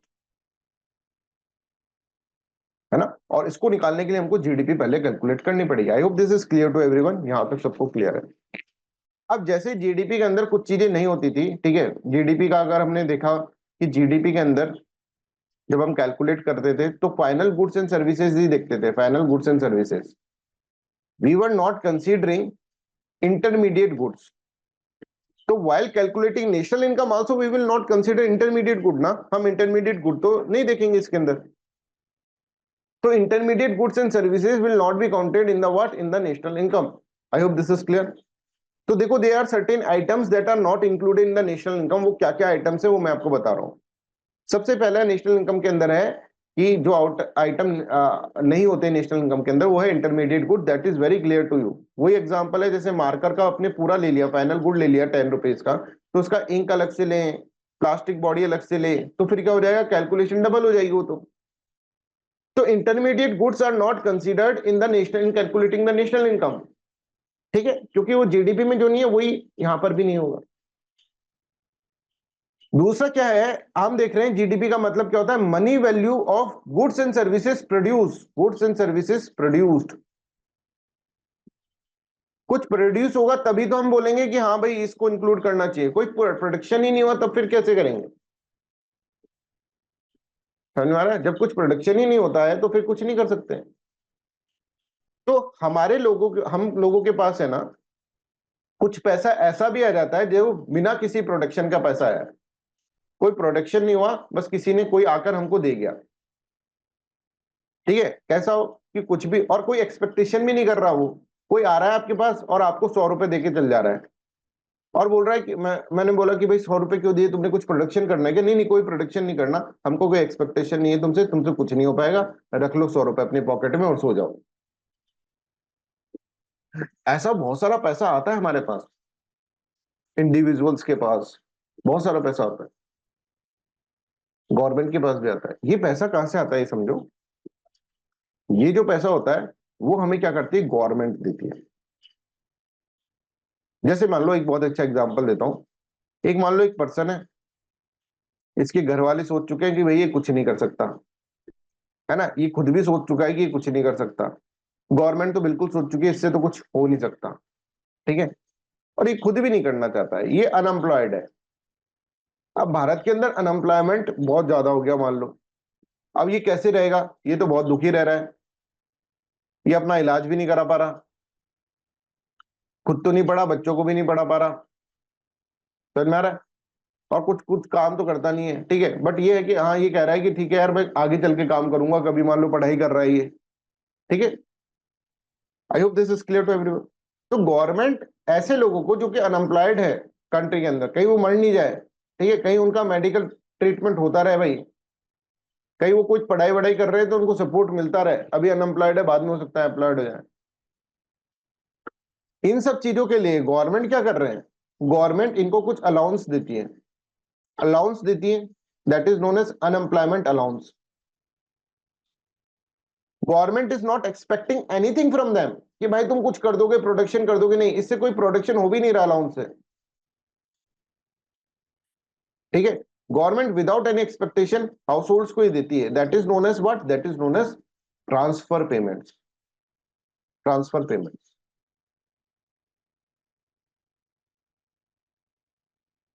transfer payments मतलब क्या है, ऐसा पैसा जो गवर्नमेंट दे रही है किसको, सिटीजन्स को, विदाउट एनी एक्सपेक्टेशन, बिना किसी एक्सपेक्टेशन के, that is known as what, that is known as transfer payment. तो ट्रांसफर पेमेंट्स से कोई प्रोडक्शन तो नहीं हो रहा है ना, there is nothing known as कि उस पैसे को लेकर आपने कुछ प्रोडक्शन कर दिया, ऐसा तो नहीं हुआ। तो गवर्नमेंट क्या करती है, गवर्नमेंट कुछ चीज देती है, ठीक है, मान लो सिटीजन्स को, in the form of unilateral payment, that payment is known as transfer payment. समझ में आ रहा है? तो उसके बदले वो गुड्स एंड सर्विसेज नहीं ले रही है, राइट, उसके बदले गवर्नमेंट उससे गुड्स एंड सर्विसेज कुछ नहीं ले रही है, कुछ ऐसा एक्सपेक्टेशन नहीं कर रही है कि गुड्स और सर्विसेज आप प्रोड्यूस करो। ऐसा पेमेंट गवर्नमेंट करती है गरीबों को पॉवर्टी हटाने के लिए, ठीक है, ओल्ड एज, ओल्ड एज के अंदर, ठीक है, ओल्ड एज के अंदर जो लोग होते हैं उनको पैसा देती है, ओल्ड एज पेंशन, इस तरह की चीजें इसके अंदर करती है। मान लो कोई डिसेबल है, कोई पर्सन डिसेबल है तो डिसेबिलिटी का अलाउंस देती है ना, कोई लेडी प्रेग्नेंट है तो मैटरनिटी बेनिफिट्स के रूप के अंदर देती है। तो ये सब चीजें जो होते हैं ट्रांसफर पेमेंट से, इनसे कोई गुड्स एंड सर्विसेज प्रोड्यूस नहीं हो रहा है, क्योंकि इकोनॉमी के अंदर is nothing, no goods and services produce in the economy, because transfer payment is a unilateral payment without any expectation कि आप रख लो और उसके बाद आप कुछ मत करना चाहे। ठीक है, that is known as what, that is known as transfer payment. कोई कोई जगह 12th पास अनएम्प्लॉयड लोगों को भी देते हैं, हाँ देते होंगे, है, that is known as unemployment allowance. तो यहाँ पर देखो क्या है, ट्रांसफर पेमेंट का मतलब क्या है, transfer payments refer to the payment made by government और ऑर्गेनाइजेशन टू इंडिविजुअल, इंडिविजुअल को दे रहे हैं, ग्रुप्स को दे रहे हैं, और अदर गवर्नमेंट हो या फिर किसी गवर्नमेंट को, एक गवर्नमेंट किसी दूसरे को दे रही है, without receiving any goods and services in return, कोई विदाउट एनी एक्सपेक्टेशन दिया जा रहा है कि आप कोई गुड्स एंड सर्विसेज हमको मत दो return. These payments are typically aimed at redistributing income, alleviating poverty, or supporting specific sector of the economy. ठीक है, तो I hope this is known as what, this is known as transfer payments. ऐसा माना जाता है economics के अंदर कि ट्रांसफर पेमेंट से, जो दिया है ट्रांसफर पेमेंट से, उससे कुछ भी हमने एक्सपेक्टेशन नहीं करी, कुछ गुड्स एंड सर्विसेज प्रोड्यूस नहीं, बस तुम जिंदा रह जाओ, इसके लिए दिया है, right. I hope this is clear. हाँ, स्कॉलरशिप भी जो होता है, ठीक है, that is also transfer payment, right. तो यहाँ पर आप देखो जो होगा, स्कॉलरशिप हो गया, अगर आप देखो अनएम्प्लॉयमेंट अलाउंस हो गया, ओल्ड एज पेंशन हो गया, डिसेबिलिटी अलाउंस हो गया, मैटरनिटी बेनिफिट हो गया, ये सब चीजें जो होती है that is known as what, that is known as transfer payments. ये ट्रांसफर पेमेंट्स कहलाते हैं, ठीक है। तो एक तो प्रोडक्शन कहाँ नहीं होगा, इंटरमीडिएट गुड का प्रोडक्शन हम नहीं मानते प्रोडक्शन है, क्योंकि वो तो फाइनल गुड के अंदर आ जाता है ना सब। दूसरा अगर हम देखें इंटरमीडिएट गुड के बाद हम देखें दूसरा कि जो ट्रांसफर पेमेंट्स है, ट्रांसफर पेमेंट से जो पैसा आया, ठीक है, उससे कोई गुड्स एंड सर्विसेज प्रोड्यूस नहीं हुई, ऐसा मानकर चल रही है गवर्नमेंट। हो सकता है आप कर भी दो, पर ये है कि ये मानकर ये दे ही इसलिए जा रहा है ट्रांसफर पेमेंट कि आप बस जिंदा रह लो, जीवन आपका चला जाए, निकल जाए बस, ठीक है। जैसे ओल्ड एज पेंशन स्कीम हो गया, मैटरनिटी बेनिफिट्स हो गए, अनएम्प्लॉयमेंट अलाउंसेस हो गए, स्कॉलरशिप्स हो गए, this all will consider as transfer payment. तीसरी चीज इंपॉर्टेंट ये है कि मान लीजिए मैंने एक कार खरीदी, कार खरीदी तो कार गुड है, गुड एंड सर्विसेज के अंदर गुड्स में आता है कार, ठीक है। और इसका मैंने क्या करा, प्रोडक्शन हो गया, प्रोडक्शन हो गया, और ये काउंट हो गया किसके अंदर, ये काउंट हो गया जीडीपी के अंदर। ये क्या होगा, जीडीपी के अंदर काउंट हो जाएगा। I hope this is clear to everyone. तो ऐसा गुड जो कि क्या है, ये क्या है, ये गुड प्रोड्यूस हुआ है, तो इसकी मनी वैल्यू मान लो, ये कार जो है वो है 1 लाख रुपीज की, टाटा नैनो 1 लाख रुपीज की कार मैंने खरीदी, तो 1 लाख रुपीज जो होगा वो जीडीपी में काउंट होगा कि नहीं हो जाएगा, हो जाएगा भाई। अब मैं कार चलाया, मैंने देखा सब लोग हंस रहे हैं, टाटा नैनो खरीद ली, सब देख देख के हंस रहे हैं मेरे को, वो भाई इससे बढ़िया खरीदता ही नहीं, वो भाई बाइक ही खरीद लेता, बाइक ही इससे महंगी आ जाती, स्कूटी चला लेते, ज्यादा कार चलाने का शौक आ रहेगा, सब मेरे को चिढ़ा रहे हैं। और मुझे लगा यार ये तो गड़बड़ हो गई, तो मैंने क्या करा, मैंने इस गाड़ी को बेच दिया किसी और को, एक्स को बेच दिया मैंने।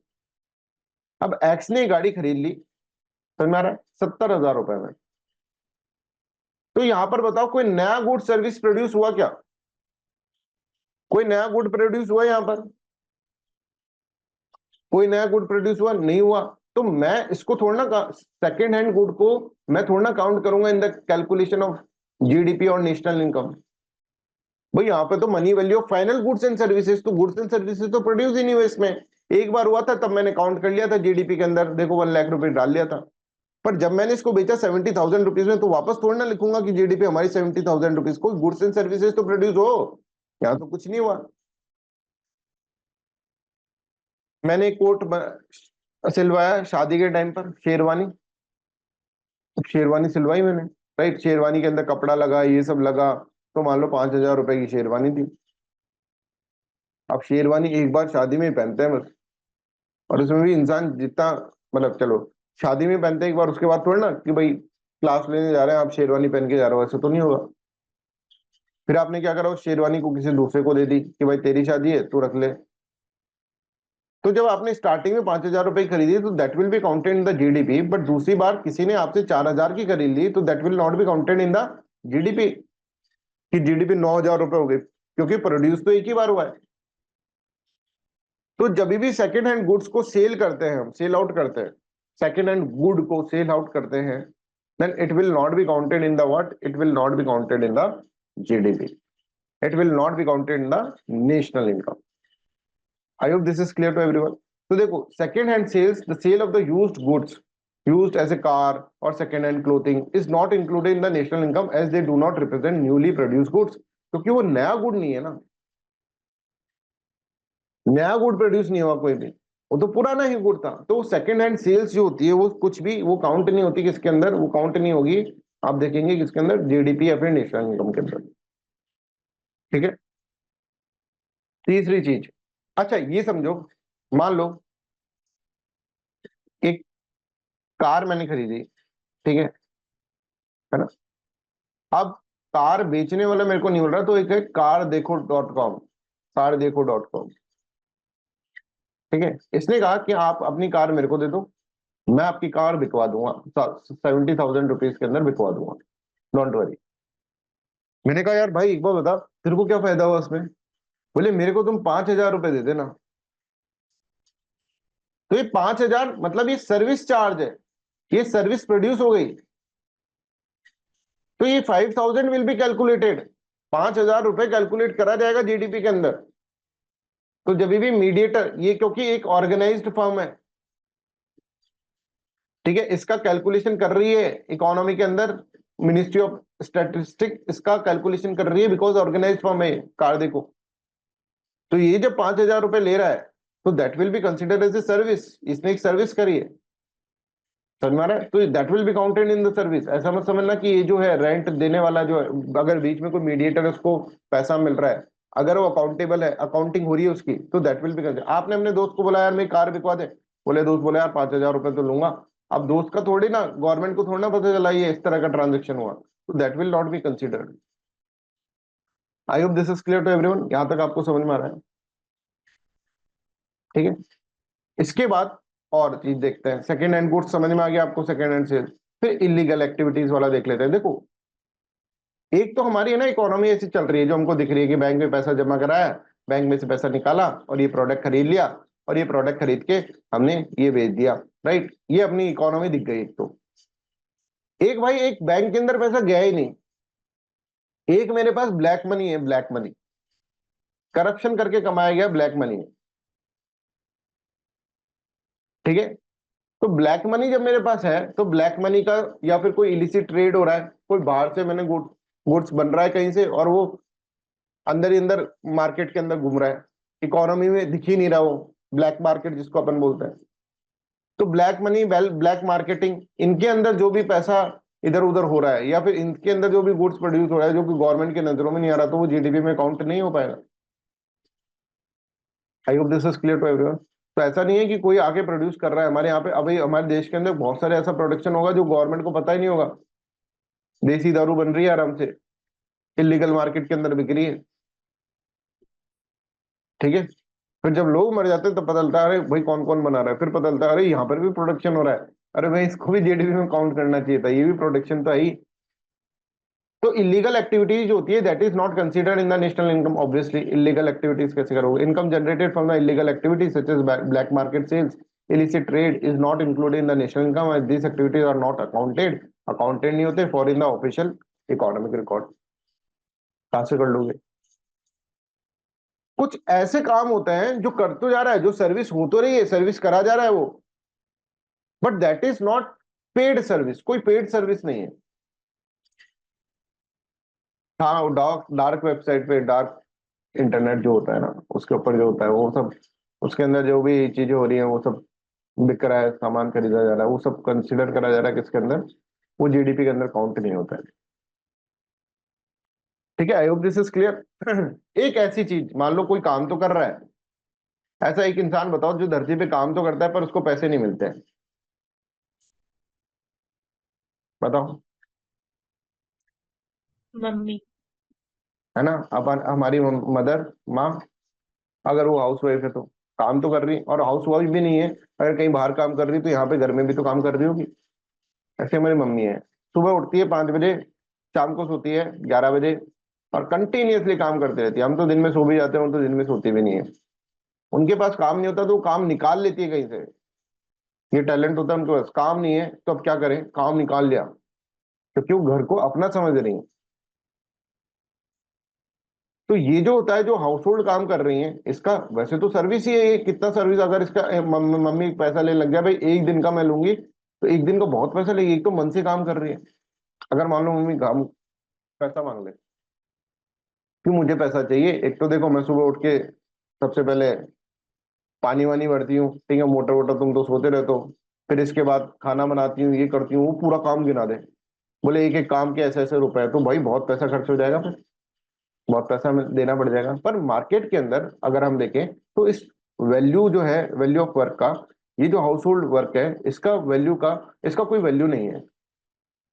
और ये चीज आप देखा होगा 7th क्लास के एनसीईआरटी में आ गया क्या ये चीज? नहीं अभी नहीं आया 7th क्लास की, पढ़ा दिया क्या मैंने 7th क्लास की एनसीईआरटी, आप लोग देख रहे हैं तो इसमें आएगा ये आगे चल कर जो मैं पढ़ा रहा हूँ ना, ये सब चीजें जो एनसीईआर 7th क्लास की पॉलिटी के एनसीईआरटी के अंदर आई है ना, बहुत अच्छा एग्जाम्पल दे रखा है उसके अंदर, राइट। अभी शायद ये आज के लेक्चर में या फिर कल के लेक्चर के अंदर आ जाएगा, right. So I hope this is also clear to everyone कि what I want to convey, what I want to say। हम ये कह रहे हैं, अच्छा सब बच्चे ध्यान रखो, जो भी इकोनॉमिक के स्टूडेंट्स हैं वो ध्यान रखो। देखो 7 से 9 तुम्हारी क्लास होती है, ये तो आपको देखनी है। इसके बाद 11 बजे क्लास होती है पॉलिटी की, एनसीईआरटी की, यूट्यूब पे फ्री ऑफ कॉस्ट अवेलेबल है, वो भी आपको देखनी है। इसके बाद 5 बजे क्लास होती है, ठीक है, 1.5 ईयर करंट अफेयर्स की, सबको ही देखना है, समझ में आ रहा है? दिस इज इंपॉर्टेंट, मतलब आप मेरे साथ 2 घंटे ही हो गया, आधा घंटा ही हो गया, आधा 3 घंटे आप मेरे साथ हो दिन में। और जो फिर इसके बाद एथिक्स की क्लास ले रहे हैं 7 to 9 PM, वो तो फिर 3 और 2 5 घंटे और आपको मेरा शक्ल देखनी पड़ेगी, राइट? तो I hope this is clear to everyone, यहाँ तक सबको क्लियर है। ये सब करना भाई, पॉलिटी का भी देखना प्लीज, पॉलिटी के एनसीईआरटीज भी देखना, इसमें मेरा कोई फायदा नहीं है, पर मुझे पता है कि मैंने किस तरह से इसके अंदर कितना इंपॉर्टेंट है। 7th क्लास की पॉलिटी की एनसीईआरटी चल रही है अभी, और ये तो बहुत ही इंपॉर्टेंट है, ये तो आप भी जानते हो कितना इंपॉर्टेंट है। इसके अंदर स्टैटिक भी कवर होता रहता है और करंट अफेयर्स भी कवर होता रहता है, क्योंकि डिटेल में आपको पढ़ाया जा रहा है, ठीक है? तो I hope this is clear to everyone. Next is non market transactions, जैसे कि activities such as household chores, volunteer work are not included in the national income as they are not the part of the formal market economy and do not involve monetary transactions, ठीक है? I hope this is also clear to everyone, ठीक है? चलो, हम national income के बारे में थोड़ा समझ गए, व्हाट इज नेशनल इनकम, ठीक है? NNP factor cost is the national income, ये अपन इसके अंदर समझते हैं। अब हम ना कुछ और बात करेंगे, जैसे पर्सनल इनकम क्या होता है, प्राइवेट इनकम क्या होता है, ये हम समझेंगे, राइट? पर्सनल इनकम क्या होता है ये अपन समझेंगे, पर्सनल डिस्पोजेबल इनकम क्या होता है, प्राइवेट इनकम क्या होता है, इन 3 टर्म्स को हम समझ लेते हैं, दैट इज इंपॉर्टेंट। तो सबसे पहले मैं आपको जो बता रहा हूं, ठीक है, that is the personal income. Personal income, personal income by definition means वो जो अपन ने हाउस होल्ड बनाया था ना, that is known as what, उसके अंदर जो भी इनकम अर्न होगी, income earn by the households. Households ने जो पैसा कमाया, कैसे भी कमाया, चाहे वो कोई आकर उनको दे गया, जो भी उन्होंने पैसा कमाया, ठीक है, जो भी उन्होंने पैसा कमाया, मतलब जो भी उनके पैसा है हाथ में, before paying tax, before payment of tax, जो भी हाउस होल्ड की इनकम है, इनकम, इनकम कई सोर्स से हो सकती है, अभी उसको समझेंगे इसके फॉर्मूले को। जो भी हाउस होल्ड की इनकम है ना, that is what, that is the personal income before payment of tax. तो पहले डेफिनेशन समझ लो, फिर इसका फॉर्मूला समझते हैं। It is total income which is actually received by the household before payment of personal tax. I hope this is clear to everyone. Before payment of income tax पे करने से पहले जो household की income है, that is known as what? That is known as your personal income. उसको अपन personal income बोलते हैं। अब देखो, हमने यहाँ पे देखा था, इधर देखो फैक्ट्री और इसके अंदर बीच में जब हमने रिलेशनशिप देखा था, तो ये जो है वेजेस कहाँ से आ रही है? फर्म से आ रही है ना? फर्म से आ रही है। ये फर्म प्राइवेट भी हो सकती है, पब्लिक भी हो सकती है। हमारे पास पैसा कहाँ से आता है हाउस होल्ड के पास? पापा मेरे ऑफिस में काम करते हैं सर, फर्म से कहाँ से आ रहा है? तो वो पब्लिक फर्म हो गया ना, या फिर प्राइवेट फर्म, या फिर जैसे मैं काम कर रहा हूं तो मैं अपनी प्राइवेट फर्म में काम कर रहा हूं, मेरे यहाँ पे जो भी काम करेगा वो प्राइवेट फर्म में काम करेगा। तो इस हाउस होल्ड के अंदर पैसा कहां से आया? आप ही बताओ कहां से आया? सर ये प्राइवेट फर्म और पब्लिक फर्म ने जो दे दिया वही आया हमारे पास पैसा। तो अब बात समझ में आई, फर्म्स कितना इंपॉर्टेंट है। पैसा हमारे पास जो आ रहा है हाउस होल्ड के अंदर, जो हम पर्सनल इनकम की बात कर रहे हैं, ये कहां से आएगा? ये हमारे इसके अंदर से आएगा, हाउस होल्ड के, है ना? समझ में आ रहा है? जो भी हम यहाँ पर क्या कर रहे हैं, ये एक तरह से हम यहाँ पर हमारे सारे नेशनल्स जो हैं, जो अर्न कर रहे हैं, वो कहां से आएगा? फर्म से आएगा। मान लीजिए कोई बाहर फर्म खोल रखी है तो उस फर्म से आएगा। सर हम तो गवर्नमेंट सर्वेंट है, तो आप भी फर्म में काम कर रहे हो, पब्लिक फर्म के अंदर। तो I hope this is clear. और पैसा हाउस होल्ड के अंदर कहां से आएगा? हाउस होल्ड के अंदर और पैसा आ सकता है। अच्छा, जो फर्म ने दे दिया वो तो दे दिया, दैट इज इंपॉर्टेंट। और पैसा कहां से आ सकता है? सर गवर्नमेंट भी दे देती है ना कुछ फ्री का, गवर्नमेंट दे देती है ना फ्री का कि भाई ये ले लो। तो वो जो पैसा आता है, फ्री का जो पैसा आया है, राइट, जो हमको गवर्नमेंट ने दिया है, that is known as transfer payment. Transfer payment भी हमारा एक तरह से हाउस होल्ड की इनकम ही है, ठीक है? प्लस हाउस होल्ड के अंदर और पैसा कहां से आ सकता है? सर मेरी मम्मी एक काम करती है क्या, हमारी पड़ोस की आंटी है ना, हाँ, वो है ना मम्मी से पैसे लेकर जाती है, 1 लाख रुपीज लेके गई थी कल ही। मैंने पूछा मम्मी ऐसे कैसे दे दिए, मम्मी ने बोला रेंट पे दिए बेटा, उधार पे दिए। और वो आके देगी रहेगी मम्मी को 1,10,000 रुपए। ठीक है, I hope this is clear to everyone. 1,10,000, 10,000 रुपए इस तरह से, तो ये 10,000 रुपए इनकम हो गई ना।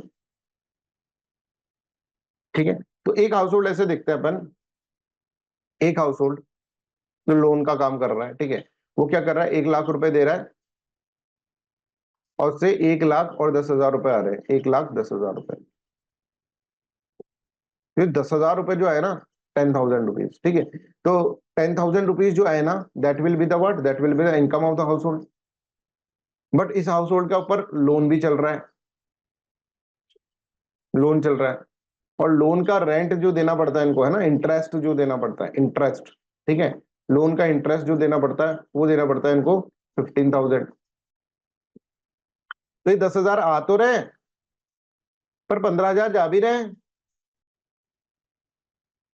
समझ आ रहा है। तो इसमें से कितना बच गया, नेट कितना बच गया, 5,000। तो ये इसकी इनकम हो जाएगी घर की, होगी कि नहीं होगी। ठीक है, I hope this is clear. एक बहुत बहुत ही, अगर आपको देखे तो सुपरफिशियल सा आइडिया दिया है अभी तक मैंने, और कुछ नहीं करा है मैंने, है ना, अभी तो फॉर्मूला बनाया ही नहीं मैंने। अब देखो, अब पर्सनल इनकम का फॉर्मूला बताओ ना तुमको, थोड़ा घबरा जाओगे तुम। ये है पर्सनल इनकम का फॉर्मूला। और सॉरी, ये क्या क्या लिख दिया, अनडिस्ट्रीब्यूटेड प्रॉफिट क्या होता है, कॉर्पोरेट टैक्स माइनस क्यों करा, ये क्यों करा, नेशनल इनकम में से ये सब चीजें क्यों करा। अब एक एक करके चीजें समझते हैं। तो हम पर्सनल इनकम का फॉर्मूला बना रहे हैं with respect to national income, national income के रेस्पेक्ट में हम फॉर्मूला बना रहे हैं। तो नेशनल इनकम में क्या है, नेशनल इनकम मतलब सारे नेशंस ने जो इनकम अर्न करी वो हो गया। तो इसके अंदर तो जो ये फॉर्म्स जो है इनकम अर्न कर रही है, ये सब भी हो जाएगा फॉर्म्स, है ना। नेशनल इनकम का मतलब क्या होगा कि जो हाउस होल्ड भी कर रहे हैं, फॉर्म्स भी कर रहे हैं, सब आ जाएगा, नेशनल्स होने चाहिए, बस नेशनल्स जो है वो इनकम प्रोड्यूस करते हैं, राइट। अब यहां पर समझो, जो फॉर्म होती है ना, वो मान लो 100 रुपए प्रोड्यूस कर रही है फॉर्म। तो ऐसा थोड़ी ना कि 100 का 100 उठा के तुमको दे देंगे, ऐसा तो नहीं। तो मान लो 100 रुपीज जो प्रोड्यूस करे उसका शेयर होगा। कैसे होगा कि 100 रुपीज में से कुछ पैसा तो उन्होंने कॉर्पोरेट इनकम टैक्स में दे दिया, वो नेशनल इनकम में तो काउंट होगा, पर कॉर्पोरेट हमारे पास तो नहीं आया, वो तो चला गया कॉर्पोरेट इनकम टैक्स के अंदर। सही बात है ना, 100 रुपए ये जो फर्म ने प्रोड्यूस करे, इसमें से कॉर्पोरेट इनकम टैक्स के अंदर चला गया बहुत सारा पैसा। तो ये लो भाई, टाटा बाय बाय, 30 रुपीज चला गया, 30% टैक्स पर। कुछ पैसा इन्होंने अपने शेयर होल्डर्स को डिविडेंड के फॉर्म में दे दिया, 10 रुपीज। ये डिविडेंड क्या होता है ये मैं आपको बताऊंगा आगे चलकर, है ना, जब अपन पढ़ेंगे, राइट, शेयर मार्केट पढ़ेंगे तब बताऊंगा। 10 रुपीज डिविडेंड के फॉर्म में दे दिया, ठीक है, डिविडेंड भी दे दिया, ठीक है सर, डिविडेंड दे दिया होगा। और इसके बाद अगर हम देखें तो कुछ पैसा जो है वो फर्म ने अपने पास रख लिया, 100 रुपए कमाया था उसमें से 30 रुपीज अपने पास रख लिया, 30 रुपए फर्म ने अपने पास रख लिया कि भाई फ्यूचर के अंदर आएगा। कैसे थोड़ा ना सारा कमाया सारा दे दिया, अब फिर वापस कैसे कमाएंगे। तो 30 रुपीज की कोई मशीनरी मशीनरी खरीदनी है इसलिए तो वापस से इसके अंदर दे दिया जाएगा, right. I hope this is clear. तो ये 30 जो कॉर्पोरेट इनकम टैक्स में दे दिया वो कॉर्पोरेट इनकम टैक्स में दे दिया, 10 रुपीज डिविडेंड में दे दिया, और 30 रुपीज यहाँ पर देखेंगे तो आपने देखा कि इसने अपना एक तरह से रिटेन्ड अर्निंग यहाँ पर कर ली, रिटेन्ड अर्निंग बोलते हैं इसके अंदर, मतलब अर्निंग को रिटेन कर लिया, किसी को दिया नहीं। अब जो पैसा बचा 30, 30, 60 और 10, 70 रुपीज तो इन्होंने खर्च कर दिए। अब जो पैसा बचा, कितना पैसा बचा, 30 रुपीज, ये मिलेगा वेजेस के फॉर्म में हाउस होल्ड को, ये हो जाएगा पर्सनल इनकम के अंदर।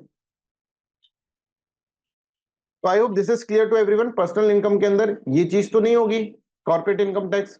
अनडिस्ट्रीब्यूटेड प्रॉफिट भी नहीं होगा, जो डिस्ट्रीब्यूट नहीं करा प्रॉफिट को, वो भी नहीं होगा। अच्छा, 10 रुपीज डिविडेंड जो होगा ये भी चला जाएगा, हाउस होल्ड के पास ही जाएगा, ये भी, है ना, डिविडेंड भी हाउस होल्ड के पास जाएगा। तो टोटल 40 रुपीज होंगे वो हाउस होल्ड के पास चल जाएगा, डिविडेंड भी भाई हाउस होल्ड के पास ही जाएगा।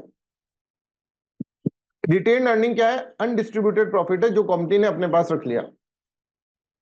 तो 60 रुपए, है ना, 60 रुपीज जो है कंपनी ने अपने पास रख लिया, इसमें से 30 रुपए तो उसने कॉर्पोरेट इनकम टैक्स में दे दिए और 30 रुपए अपने पास रख लिए रिटेन अर्निंग के फॉर्म में। तो ये तो हमारे पास आना नहीं है, हमने सोचा तो 100 रुपए प्रोड्यूस करे 100 ही दे दे यार, पर उसको टैक्स भी तो देना है भाई को, 30 रुपए टैक्स दे दिया उसने भाई ने, और 30 रुपए उसने अपने पास रख लिया कि भाई फ्यूचर के अंदर कंपनी में कुछ लगाना पड़ेगा। और बाकी का जो पैसा है इन the form of what, in the form of wages and dividend आपको दे दिया उसने, 40 रुपीज आपको दे दिया। हाउस होल्ड की इनकम ये होगा 40 रुपीज।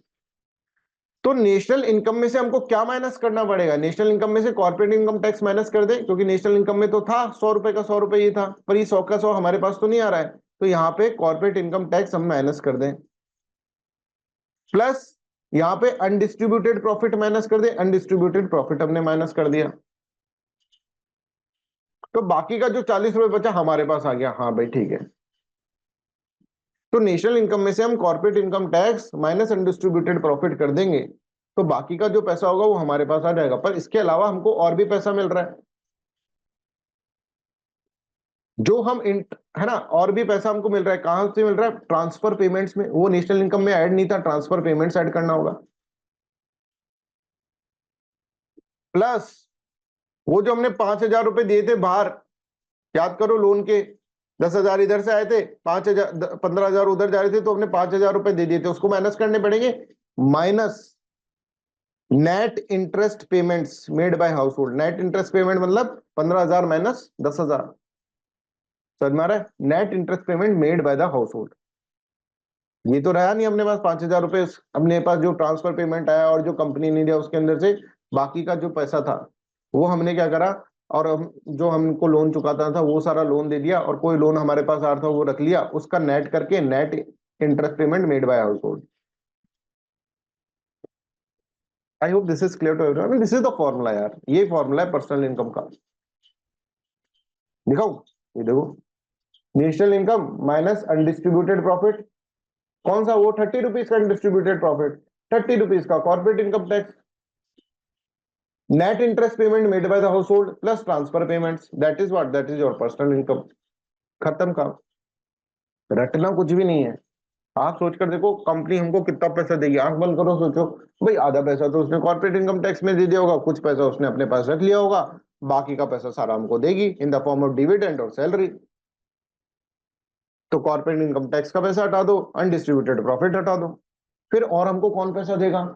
और वो हमको दिया था मम्मी ने, वो 10,000 रुपए कमाए थे और घर के लोन के अंदर 15,000 रुपए चले गए थे, तो नेट तो हमारा गया ही, तो नेट को माइनस कर देंगे। हो सकता है मम्मी ज्यादा कमा ले, तो नेट जो हो जाएगा वो माइनस हो जाएगा, माइनस माइनस प्लस हो जाएगा। Don't worry about that, mummy का टैलेंट पता थोड़ी ना। प्लस जो हमको कोई दे रहा है भाई, कोई दे जाओ हमको, है ना? ट्रांसफर पेमेंट में गवर्नमेंट तुम कुछ दे रहे हो क्या? फर्म्स तुम कुछ दे रहे हो क्या? कोई भी ट्रांसफर पेमेंट कर दो भाई, गवर्नमेंट या फर्म्स कुछ भी कर सकता है, कोई भी ट्रांसफर पेमेंट कर सकता है। फर्म को इच्छा होगी उसने बोला सबको बोनस दूंगा मैं, कोई एक्सपेक्टेशन नहीं है तुमसे, मैं अपना खुद का कम कर लूंगा, अनडिस्ट्रीब्यूटेड प्रॉफिट कम करके 10 रुपए और बोनस दे दिया, तो वो भी हमारे पास आ गया। ठीक है, तो ये जो चीज होती है that is known as personal income. I hope this is clear to everyone. Personal income का फॉर्मूला सबको याद है, इस फॉर्मूले पे कम से कम मैं 10 क्वेश्चन बना सकता हूँ आपके सामने। तो please try to understand, this is how you have to understand. हाँ, हमने अभी टैक्स नहीं दिया है साहब, टैक्स अभी हमने पे नहीं करा है। चलो अब एक कॉन्सेप्ट तुमको बता देता हूँ, अनडिस्ट्रीब्यूटेड प्रॉफिट जो है पढ़ा देता हूँ, मतलब बता तो दिया। Profit earn by the organisation but not distributed by to its shareholder by the way of the dividend, ठीक है, और salary. Such sums are available for the later distribution but are frequently used by the company to finance their activities. National income which is earned by the firms and the government enterprises, a part of the profit is not distributed among the factor of production। Factor of production के अंदर जो part of profit है वो produce distribute नहीं करा जा रहा, और वो ही अनडिस्ट्रीब्यूटेड प्रॉफिट है। We have to detect undistributed profit from the national income to arrive the personal income, ठीक है, since undistributed profit does not accrue to the household। ये सब लिख रखा है, पर ये सब समझे कौन, है ना? समझाने वाला होना चाहिए। देखो इकोनॉमिक्स सब्जेक्ट एक ऐसा है, एकमात्र इकोनॉमिक्स सब्जेक्ट ऐसा है, बाकी आप सब खुद पढ़ सकते हो, बस उसमें थोड़ा रिसर्च और ये सब। इकोनॉमिक्स को कोई समझाने वाला होना चाहिए, नहीं तो बहुत मेहनत लगती है इकोनॉमिक्स होने में, बहुत ज्यादा एफर्ट्स लगते हैं।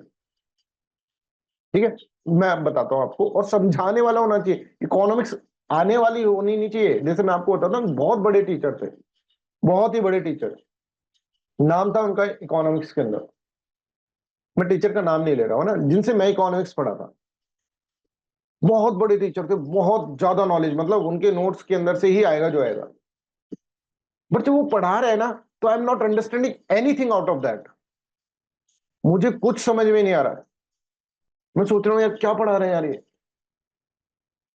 और उनके आने से पहले ही नाम हो गया और वो आएंगे इकोनॉमिक्स पढ़ाने, एक्स वाई जेड आएंगे वो। तो वो उनके पास नॉलेज है, नॉलेज की पूरी रेस्पेक्ट कर रहा हूँ, पर उनके पास पढ़ाने का तरीका नहीं है। मुझे कुछ समझ में नहीं आ रहा उस वक्त। मेरी फ्रेंड बैठी थी पास में, वर्षा, मैंने कहा वर्षा तेरे को आ रहा है समझ में? उसने बोला यार बहुत बड़े टीचर है, इनसे पढ़ो, इनसे पढ़ेंगे। मैंने कहा तेरे को कॉन्सेप्ट आ रहे हैं क्या समझ में? बोले नहीं बहुत अच्छा पढ़ा रहे हैं, बहुत अच्छा पढ़ा। मैंने कहा कॉन्सेप्ट समझ आ रहे हैं क्या? मैंने पूछा यार ये कॉन्सेप्ट समझा दे मेरे को। ये क्या बोल के चले गए यार, पर्सनल इनकम का फॉर्मूला लगा दिया, मेरे को समझ नहीं आ रहा, कॉन्सेप्ट को समझा दे मेरे को। नहीं समझा पाई। मैंने कहा बहुत बड़े टीचर है वो अलग बात है, ठीक है नॉलेज है सब कुछ इनके, पर समझ में तो आई चीजें। और वो खुद सीए थी। मैंने कहा यार वर्षा मेरे को समझ में नहीं आ रहा, तू मेरे को पढ़ा देना, ठीक है? इकोनॉमिक्स तू पढ़ा देना। मतलब मैं ऑलमोस्ट कॉलेज से पास आउट ही हुआ था तब, राइट, तब की बात बोल रहा हूँ। और हाँ जॉब छोड़ कर आया था मैं तब, है ना, 2013 की बात कर रहा हूँ, 2014 की, सॉरी। मैंने कहा यार वर्षा आप पढ़ा देना मेरे को नहीं समझ में आ रहा है। तो वर्षा ने कहा ठीक है मैं पढ़ा दूंगा। अब वर्षा ने बोल तो दिया पर पढ़ाया नहीं। मैंने कहा यार इकोनॉमिक्स पढ़ा, मैं उसको पॉलिटी पढ़ा रहा हूँ अच्छे से, ये सब चीजें समझा रहा हूँ उसको, ठीक है? उसने कहा मैं पढ़ा दूंगा तो एक बार मेरे को पॉलिटी, नहीं कभी मेरे को पढ़ा ही नहीं इकोनॉमिक्स। मेरा इतना दिमाग खराब हुआ यार, इकोनॉमिक्स के कारण कुछ रुकना नहीं चाहिए, बिकॉज इकोनॉमिक्स के क्वेश्चन बहुत इजी आ रहे हैं, पर चीजें समझ में आए हैं तब जाकर बगान बने। मैं 15 डेज तक लगा था, मैंने कुछ नहीं पढ़ा, कुछ भी नहीं पढ़ा। और मैंने कोई मतलब वैसा नहीं करा उसके अंदर कि कोई टीचर्स का देखूं, मैं खुद उसको अंदर पढ़ा, बुकों को लेकर बैठा, नेट पे बार बार सर्च करता रहा 15-20 दिन के अंदर। मैंने कहा वर्षा इकोनॉमिक्स पढ़नी है तुम्हें? बोले कैसे, तुमको तो आती नहीं है। मैंने कहा पॉलिटी तो पढ़ लिया, अब इकोनॉमिक्स भी पढ़ लो। बोले कैसे? मैंने उसको पढ़ा इकोनॉमिक्स। उसने बोला पढ़ा कहाँ से तुमने, पढ़ा कहाँ से? मैंने कहा यार एक वीडियो देखता हूँ मैं, बहुत मस्त है, तेरे को नहीं बताऊंगा। 15-20 दिन तक सिर्फ मैंने इकोनॉमिक्स पढ़ी, और आउट ऑफ टेंशन की भाई इकोनॉमिक्स कारण कहीं रुक नहीं जाएगा। उसके बाद मेरी इकोनॉमिक्स बनी है, और मेरे को पता है उसमें मैंने कितनी मेहनत करी है, तब जाके बेसिक सा इकोनॉमिक्स समझ में आया। फिर उसके ऊपर क्या है, उसके ऊपर फिर अपन ने इस तरह से करा।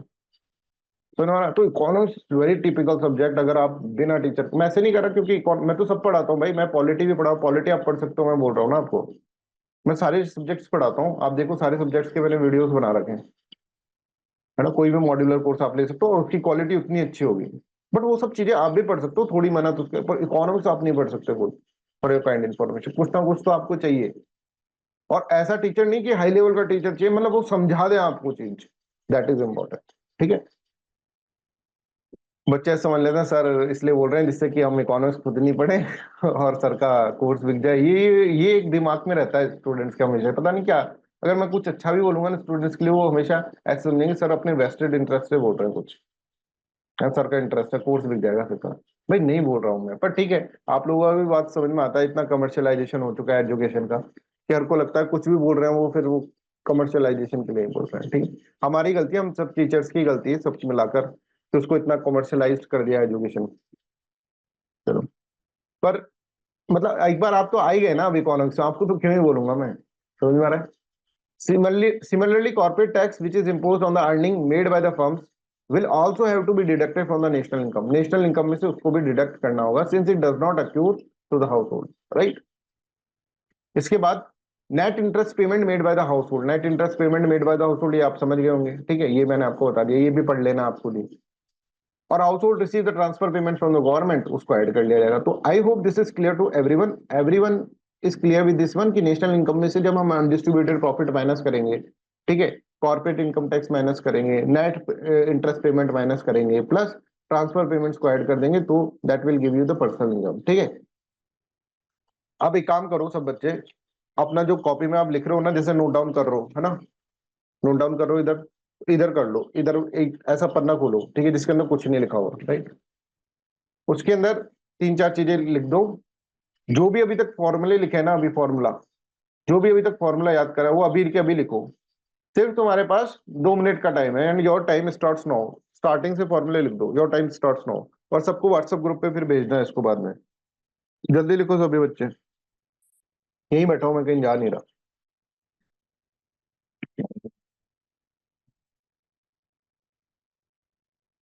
सभी बच्चे लिखो सारे फॉर्मूले, जीडीपी जीएनपी वाला से स्टार्ट करो। जल्दी से लिखो, 2 मिनट का टाइम है बस, 2 मिनट से ज्यादा का टाइम नहीं है आपके पास।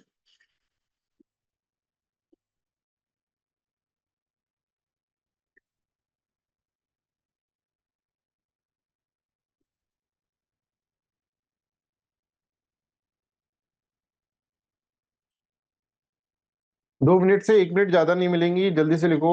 2 ही फॉर्मूले लिखे हैं भी आपने, ज्यादा लिखो, जल्दी से लिखो सारे फॉर्मूले।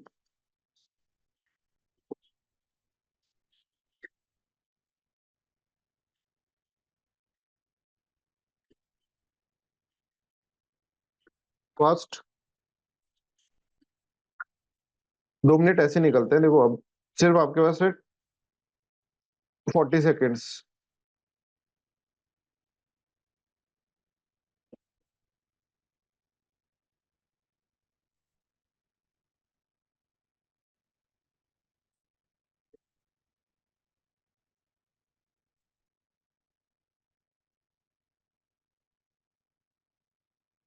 ठीक है, ओवर। अभी सब रुक जाओ, और अभी के अभी सब फोटो खींच के ग्रुप पे भेज दो, अभी के अभी आनी चाहिए फोटो। प्लीज स्टॉप, फोटो खींच के सब ग्रुप पे भेज दो। I am taking a break of 1 minute. ठीक है, सबकी फोटोज आनी चाहिए, मतलब जितने बच्चे, देवयानी, ईशा, किशन, संध्या, विधि।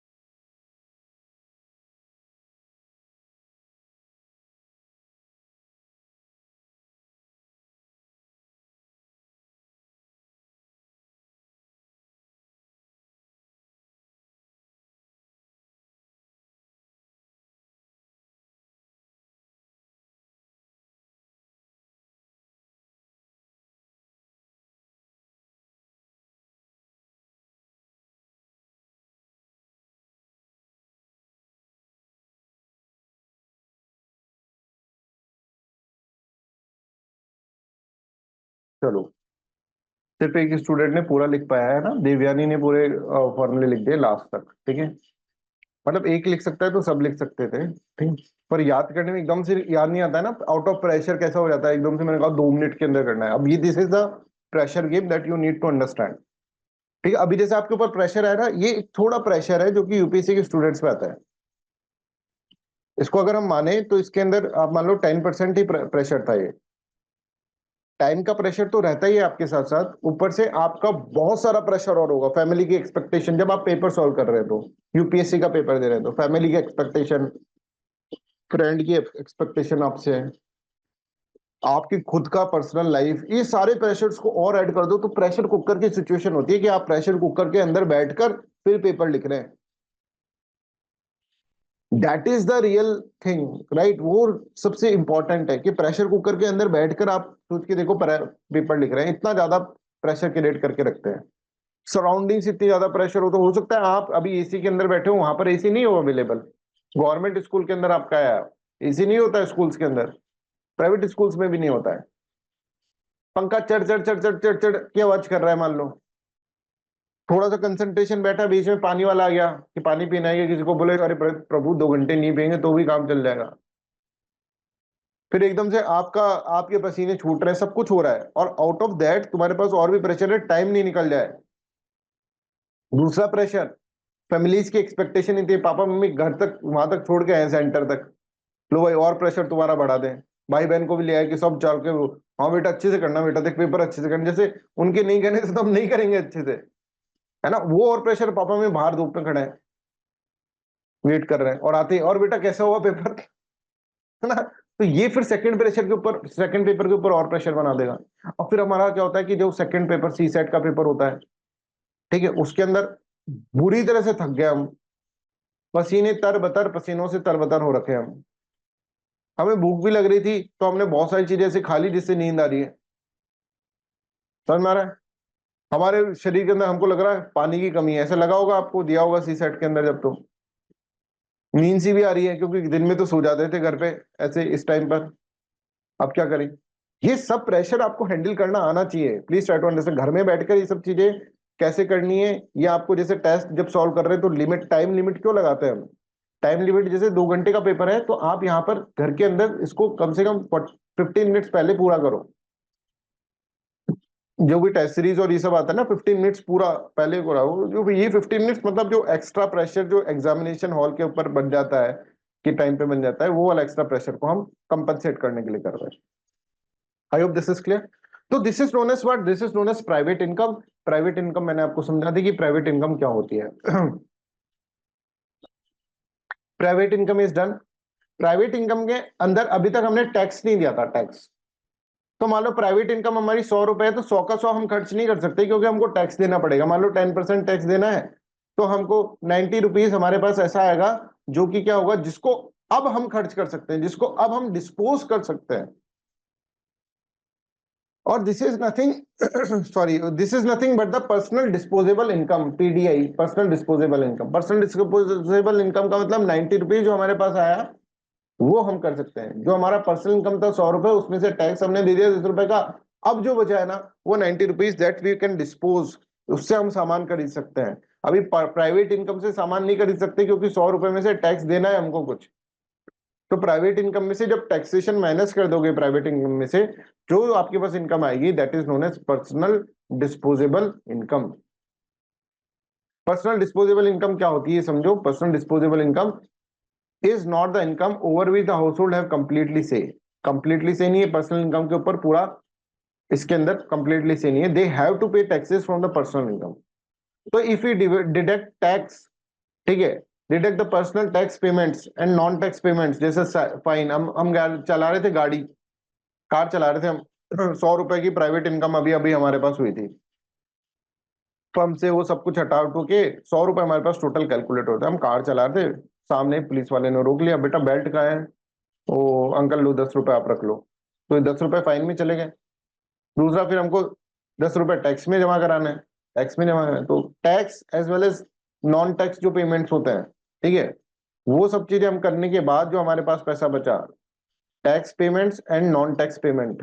नॉन टैक्स पेमेंट ऐसा फाइन जो होता है वो नॉन टैक्स पेमेंट होगा। 10 रुपए टैक्स में चले गए, 10 रुपए नॉन टैक्स पेमेंट में चले गए, हमारे पास जो पैसा बचा वो हो गया 90 rupees. That is known as personal disposable income. That income you can dispose, ठीक है, आप अपनी विल के ऊपर डिस्पोज कर सकते हैं। तो यहाँ पर देखो, personal disposable income is the personal income minus personal tax payment minus non tax payment. Non tax payment जैसे फाइन्स होते हैं, ये सब नॉन टैक्स पेमेंट।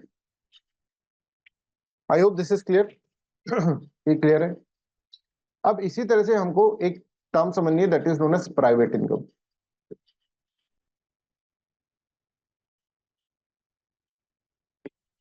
ठीक है, अब प्राइवेट इनकम क्या करोगे, प्राइवेट इनकम अपन कल समझते हैं, ठीक है। आज थोड़ा सा मुझे काम है, राइट, है ना, थोड़ा सा काम है, इसलिए जल्दी क्लास एंड करना है। कल 9:30 बजे तक क्लास अपन रख लेंगे, है ना, 9:30 तक रख लेंगे।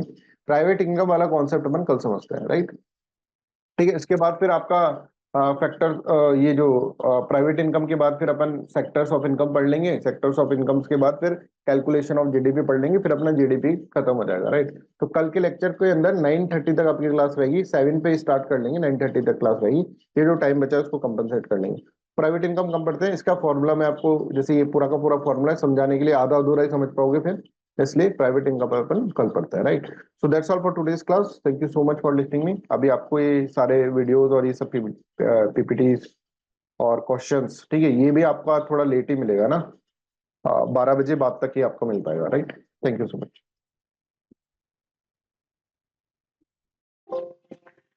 हेलो एवरीवन, कैसा लग रहा है आपको ये course? I hope you are enjoying this. मैं आपको बीच में इसलिए डिस्टर्ब करने आ गया, एक चीज याद दिलानी है आपको कि आप इसके शॉर्ट नोट्स बनाते रहें। That is going to be very helpful for you examination के अंदर, वो आपको बहुत हेल्प करेगा। Second thing I want to let you know is that कि हमने एक और कोर्स डिजाइन करा है आपके लिए, that is going to be very important for you. This batch is very important for those students who are giving the prelims examination again and again but got failed in the examination. अब उनको समझ में नहीं आ रहा कि हम क्या करें साहब, उनको बहुत ज्यादा टेंशन हो रही है, उनको ये लगता है कि हमारी प्रॉब्लम कोई समझ नहीं पाता। हमको इंस्टीट्यूट में जाएंगे तो इंस्टीट्यूट वाला हमको टेस्ट सीरीज सजेस्ट कर देगा, टेस्ट सीरीज कर लो। टेस्ट सीरीज के हम करते हैं क्वेश्चंस, बट वो क्वेश्चंस पूछे नहीं जाते प्रीलिम्स एग्जामिनेशन के अंदर। आप मेहनत बहुत कर रहे हो, बट यहाँ पर एक दिक्कत आ रही है आपको, आपका प्रीलिम्स एग्जामिनेशन इसलिए कवर नहीं हो रहा, क्लियर नहीं हो रहा, क्योंकि आप यहाँ पर 2 गलतियां कर रहे हैं मेजर। और 2 गलतियों में से पहली गलती आपकी लाइफ स्टाइल है और दूसरी गलती आपकी है कि आप क्वेश्चन सॉल्व नहीं कर रहे, या फिर आपको क्वेश्चन सॉल्व करने का तरीका नहीं पता है, राइट। प्रीलिम्स एग्जामिनेशन क्लियर करने के लिए कम से कम 5000 क्वेश्चन सॉल्व करने चाहिए। हम इस बैच के अंदर आपको 9000 प्लस क्वेश्चन सॉल्व करवाएंगे, दैट इज अवर टारगेट। और इस बैच के अंदर आपको वीडियो कोर्सेज भी दिए जाएंगे जो कि आपके कॉन्सेप्ट को क्लियर करेंगे, और इसके साथ साथ आपको यहाँ पर इस बैच के अंदर क्वेश्चन सॉल्विंग पे भी हमारा फोकस रहेगा। देखिए ये जो सिलेक्शन बैच है ये हम उन स्टूडेंट्स के लिए कर रहे हैं जो कि थोड़े बहुत पढ़ लिए हैं प्रीलिम्स एग्जामिनेशन के लिए। इसके अंदर हम आपको कंप्लीट क्लासेस करवाएंगे, बट उसके साथ साथ हमारा एमसीक्यू के ऊपर ज्यादा फोकस रहेगा। हम ज्यादा से ज्यादा एमसीक्यूज आपको सॉल्व करवाने की कोशिश करेंगे। आप टेस्ट सीरीज लेते हैं, टेस्ट सीरीज लेने से कुछ फायदा नहीं होगा। पिछले साल भी आपने ली थी, उससे पिछले साल भी आपने ली थी, बट ये कोर्स से आपको 100% सिलेक्शन की गारंटी हम देते हैं, राइट। अगर आप इस कोर्स को ढंग से फॉलो करोगे तो इस कोर्स को बनाने के लिए, इसको विचार करने के लिए इसके ऊपर, ठीक है, मेरे को कम से कम 1 महीना लगा है कि किस तरह से इस कोर्स को डिजाइन करो, और हमारी पूरी टीम लग रही है इसके अंदर। सारी क्लासेस मैं लूंगा, पर बैकअप के अंदर पूरी टीम्स को, क्योंकि हमको 9000 प्लस क्वेश्चंस बनाने हैं, और वो भी यूपीएससी लेवल से थोड़े से ऊपर बनाने हैं क्वेश्चंस।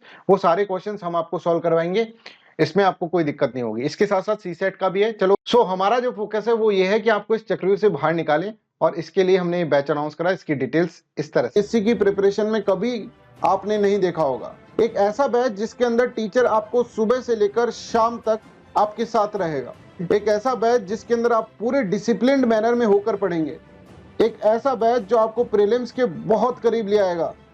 ऐसा बैच जो आपकी ये 2 बड़ी गलतियां जो हैं उनको बिल्कुल सही कर देगा। आपको इन 2 बड़ी गलतियों में से निकलने के लिए एक गाइडेंस की रिक्वायरमेंट है। We will provide you that guidance. और इसके अंदर जब आप इस बैच के बारे में सुनेंगे और इस बैच के बारे में सोचेंगे तो आपको पता चलेगा कि कितनी मेहनत करके हम ये बैच निकालने वाले हैं। ऐसा बैच जो आपकी ये 2 बड़ी गलतियां जो हैं उनको बिल्कुल सही कर देगा। आपको इन 2 बड़ी गलतियों में से निकलने के लिए एक गाइडेंस की रिक्वायरमेंट है। We will provide you that guidance. और इसके अंदर जब आप इस बैच के बारे में सुनेंगे और इस बैच के बारे में सोचेंगे तो आपको पता चलेगा कि कितनी मेहनत करके हम ये बैच निकालने वाले हैं। इस बैच की शेड्यूलिंग मैं आपको बताना चाह रहा हूं। ये जो शेड्यूलिंग है ये मैंने आपके लिए प्लान करी है, जिसमें आपको 5 बजे सुबह उठना पड़ेगा। 5:30 से 5:45 AM तक हम सिर्फ 15 मिनट का एक पावर योगा करेंगे। ये योगा इसलिए इंपॉर्टेंट है क्योंकि प्रकृति जो आपको एनर्जी दे रही है उसको लेना आपको आना चाहिए।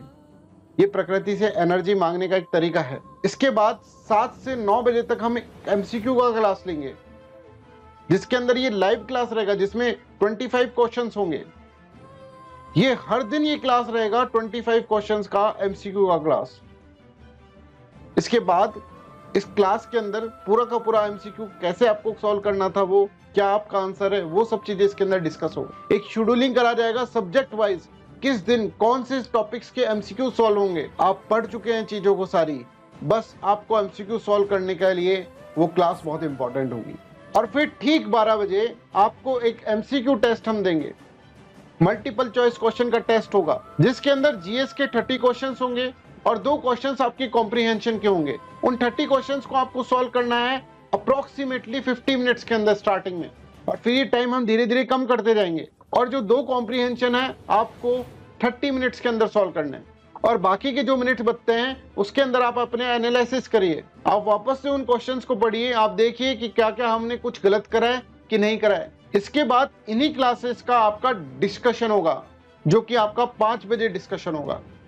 शाम को 5 बजे जब इस टेस्ट का डिस्कशन होगा तब आपको अपनी असली गलतियों का पता चलेगा। और इसके बाद लास्ट के अंदर हम 7 बजे से लेकर 9 बजे तक आपको या तो कोई रिकॉर्डेड लेक्चर देंगे या फिर हम आपकी लाइव क्लासेस लेंगे। तो इस तरह से आपका पूरा का पूरा दिन शेड्यूल होगा। इसके अंदर बहुत सारा टाइम आपको मिल गया अपनी सेल्फ स्टडी के लिए भी। आप पढ़ बहुत लिए हैं, पहले ही मैं आपको बता रहा हूं। अब बात पढ़ने की नहीं रह गई है, अब बात है सॉल्व करने की क्वेश्चंस। और क्वेश्चन सॉल्व करने के अंदर आप यहाँ पर देखेंगे अगर आप, तो यहाँ पर आपको अप्रोक्सीमेटली 50 क्वेश्चंस हम सॉल्व करवा दिए हैं, और मोर देन 50 क्वेश्चंस। ये बैच जो होगा that will going to start from the November, और 15 नवंबर से बैच स्टार्ट होगा। नवंबर चलेगा, दिसंबर चलेगा, जनवरी, फरवरी, मार्च, अप्रैल। तो you have more than 150 days. हम 150 डेज से हमारे पास ज्यादा है, या फिर हम मानकर चलें कुछ छुट्टियां भी होंगी तो 150 डेज आपके पास है। और 150 डेज के अंदर आप हर दिन जो है 50 क्वेश्चन कर रहे हैं, मतलब आप 9000 क्वेश्चन कर चुके हैं। और अब आपको कोई भी दिक्कत नहीं आएगी क्वेश्चन सॉल्व करने के अंदर। अब आप पूरी उस काट की तलवार से आप पूरी प्रैक्टिस कर चुके हैं। और सिर्फ यही नहीं, हम आपको बहुत सारी चीजें और प्रोवाइड करेंगे इसके अंदर। हम आपको स्पेशल लाइव क्लासेस देंगे सीसेट के लिए, कि आपका सीसेट कंप्लीट हो। जिसके अंदर कॉम्प्रिहेंशन की तो हम आपको डेली प्रैक्टिस करा रहे हैं, इसके अलावा आपको सीसेट की लाइव क्लासेस आपको दे रहे हैं, राइट, जिसमें कुछ टॉपिक्स, पर्टिकुलर टॉपिक्स आपको पढ़ाए जाएंगे। रिकॉर्डेड मॉड्यूलर बैचेस के कोर्स दे रहे हैं हम आपको, जिसके अंदर से आपके जो भी टॉपिक वीक है आपको वो करने हैं। इसी के साथ साथ लाइफ साइंस एंड टेक्नोलॉजी की क्लासेस आपकी होंगी। इसी के साथ साथ और भी बहुत सारी लाइव क्लासेस होंगी इंपॉर्टेंट टॉपिक्स के ऊपर, जो कि बहुत टिपिकल रहता है। आप यहाँ पर देखिए डेली के 60 क्वेश्चंस आप सॉल्व कर रहे हैं। अगेन आई एम सेइंग, अगर आप 7000 से 9000 क्वेश्चन के बीच में सॉल्व कर लेते हैं तो आपके प्रीलिम्स के सिलेक्शन को रोकने वाला कोई नहीं है, बिलीव मी। बट इसके लिए मुझे ऐसे स्टूडेंट्स चाहिए जो कि बहुत डेडिकेटेड हो। इसके लिए मुझे बहुत सारे अर्जुन चाहिए जिनको मैं प्रैक्टिस करा के बेस्ट बना सकूं। आप लोगों के अंदर अगर डेडिकेशन है, अगर आप ये शेड्यूल को फॉलो कर पाए, तो मैं आपको इस बैच के अंदर इनवाइट करता हूं। मैं आपको इस बैच के अंदर गारंटी देता हूं कि मैं अपनी पूरी मेहनत इस बैच के अंदर लगा दूंगा, पर आप मुझे ये गारंटी दो कि क्या आप इसको फॉलो कर पाओगे। बहुत सोच समझ कर इस बैच के अंदर आना। इस बैच के अंदर हम बहुत मेहनत करने वाले हैं और ये एक तरह से आपके लाइफ के अंदर टर्निंग पॉइंट होगा ये बैच, क्योंकि इस बैच के अंदर आपको डिसिप्लिन रहना भी सिखाया जाएगा, आपका बिहेवियर चेंज करना भी सिखाया जाएगा, आपका एटीट्यूड भी बदलेगा। आपको ये समझ में आएगा कि किसी चीज की प्रिपरेशन करनी है तो कितना डेडिकेशन उसके लिए चाहिए होता है, और ये आपकी लाइफ टाइम काम आएगा। और एक बार आप प्रीलिम्स क्लियर कर लेंगे तो बच्चों, मैं आपको फिर मेंस की भी इसी तरह का कोई बैच स्टार्ट करूंगा। इस बैच की पूरी डिटेल्स मैंने आपको दे दी है। अब बात आती है रजिस्ट्रेशन की, कि इसका रजिस्ट्रेशन कैसे करना है। तो देखिए, जैसे मैंने आपको बताया कि बैच जो है 15 नवंबर से स्टार्ट हो रहा है, बट इसका रजिस्ट्रेशन आज से ही स्टार्ट हो रहा है। अब बात आती है कि इसके अंदर रजिस्ट्रेशन कैसे करना है। तो रजिस्ट्रेशन करने के लिए आप यहाँ पर देखें कि 15 नवंबर से ये बैच स्टार्ट होगा और इस बैच का रजिस्ट्रेशन आज से स्टार्ट हो रहा है। तो batch registration will start from today only. और जैसे मैं आपको बता रहा हूं कि ये हम बहुत ही डेडिकेटेड सोल्स के लिए कर रहे हैं, डेडिकेटेड स्टूडेंट्स के लिए कर रहे हैं, और इसके अंदर सिर्फ वही स्टूडेंट्स होंगे जो कि प्रीलिम्स एग्जामिनेशन दे चुके हैं। हम सिर्फ उन्हीं स्टूडेंट्स को यहां पर कैटर कर रहे हैं, हमने स्टार्टिंग में ही आपको बताया था। तो अगर आपने कभी प्रीलिम्स एग्जामिनेशन नहीं दिया है तो इस बैच के अंदर यू आर नॉट एलिजिबल। देखिए, इस बैच के अंदर बहुत ही लिमिटेड सीट्स हैं, सिर्फ और सिर्फ 30 स्टूडेंट्स को हम एनरोल करेंगे। 30 स्टूडेंट्स होते ही ये बैच जो होगा बंद हो जाएगा। और इस बैच के अंदर कैसे रजिस्ट्रेशन कर रहे हैं, I will let you no. But before that, इस बैच की फीस जो होगी, टोटल फीस सिर्फ और सिर्फ 19,500 है। ये 19,500 फीस कुछ नहीं है। जिस तरह की हम मेहनत करने वाले हैं, जिस तरह की इसके अंदर आपको प्रिपरेशन कराई जाएगी, उसके आगे ये 19,500 नहीं है कुछ भी, क्योंकि हम आपको पूरे मॉड्यूलर कोर्सेज दे रहे हैं। जो मॉड्यूलर कोर्सेज, एक कोर्स हमारा 4-4 हजार रुपए का है, वो कोर्सेज हम आपको प्रोवाइड कर रहे हैं। इसके साथ साथ हम आपकी लाइव क्लासेस भी ले रहे हैं। और इन सब से हटकर वो जो बड़ी 2 गलतियां हैं, उन 2 गलतियों को करने से रोक रहे हैं आपको। अगर आप 3-4 साल से प्रिपरेशन कर रहे हैं, आप 2 साल से प्रिपरेशन कर रहे हैं, फिर भी आपका नहीं हो रहा है, अगर आप वो 2 गलतियों को ही सॉल्व कर लोगे तो आपका सिलेक्शन शॉर्ट है। और इसके अलावा आपको इतने सारे फीचर्स और प्रोवाइड करे जा रहे हैं। और ये बातें तो जो हैं वो मैंने आपको बताई हैं। कुछ ऐसी भी बातें होंगी जो हम इनोवेट करेंगे, रास्ता चलते चलते हम बहुत सारी चीजें और भी चीजें इसके अंदर इनोवेट करेंगे। तो ये बैच सभी बच्चों के लिए बहुत इंपॉर्टेंट है। आप मस्ट ज्वाइन बैच, बट इसके अंदर लिमिटेड सीट है, क्योंकि हम 30 स्टूडेंट से ज्यादा हम भी किसी के ऊपर ध्यान नहीं दे सकते, इसलिए 30 ही स्टूडेंट्स बैच के अंदर रहेंगे। That is all for this video. Thank you so much for listening me so kindly. Bye bye, take care and have a nice day.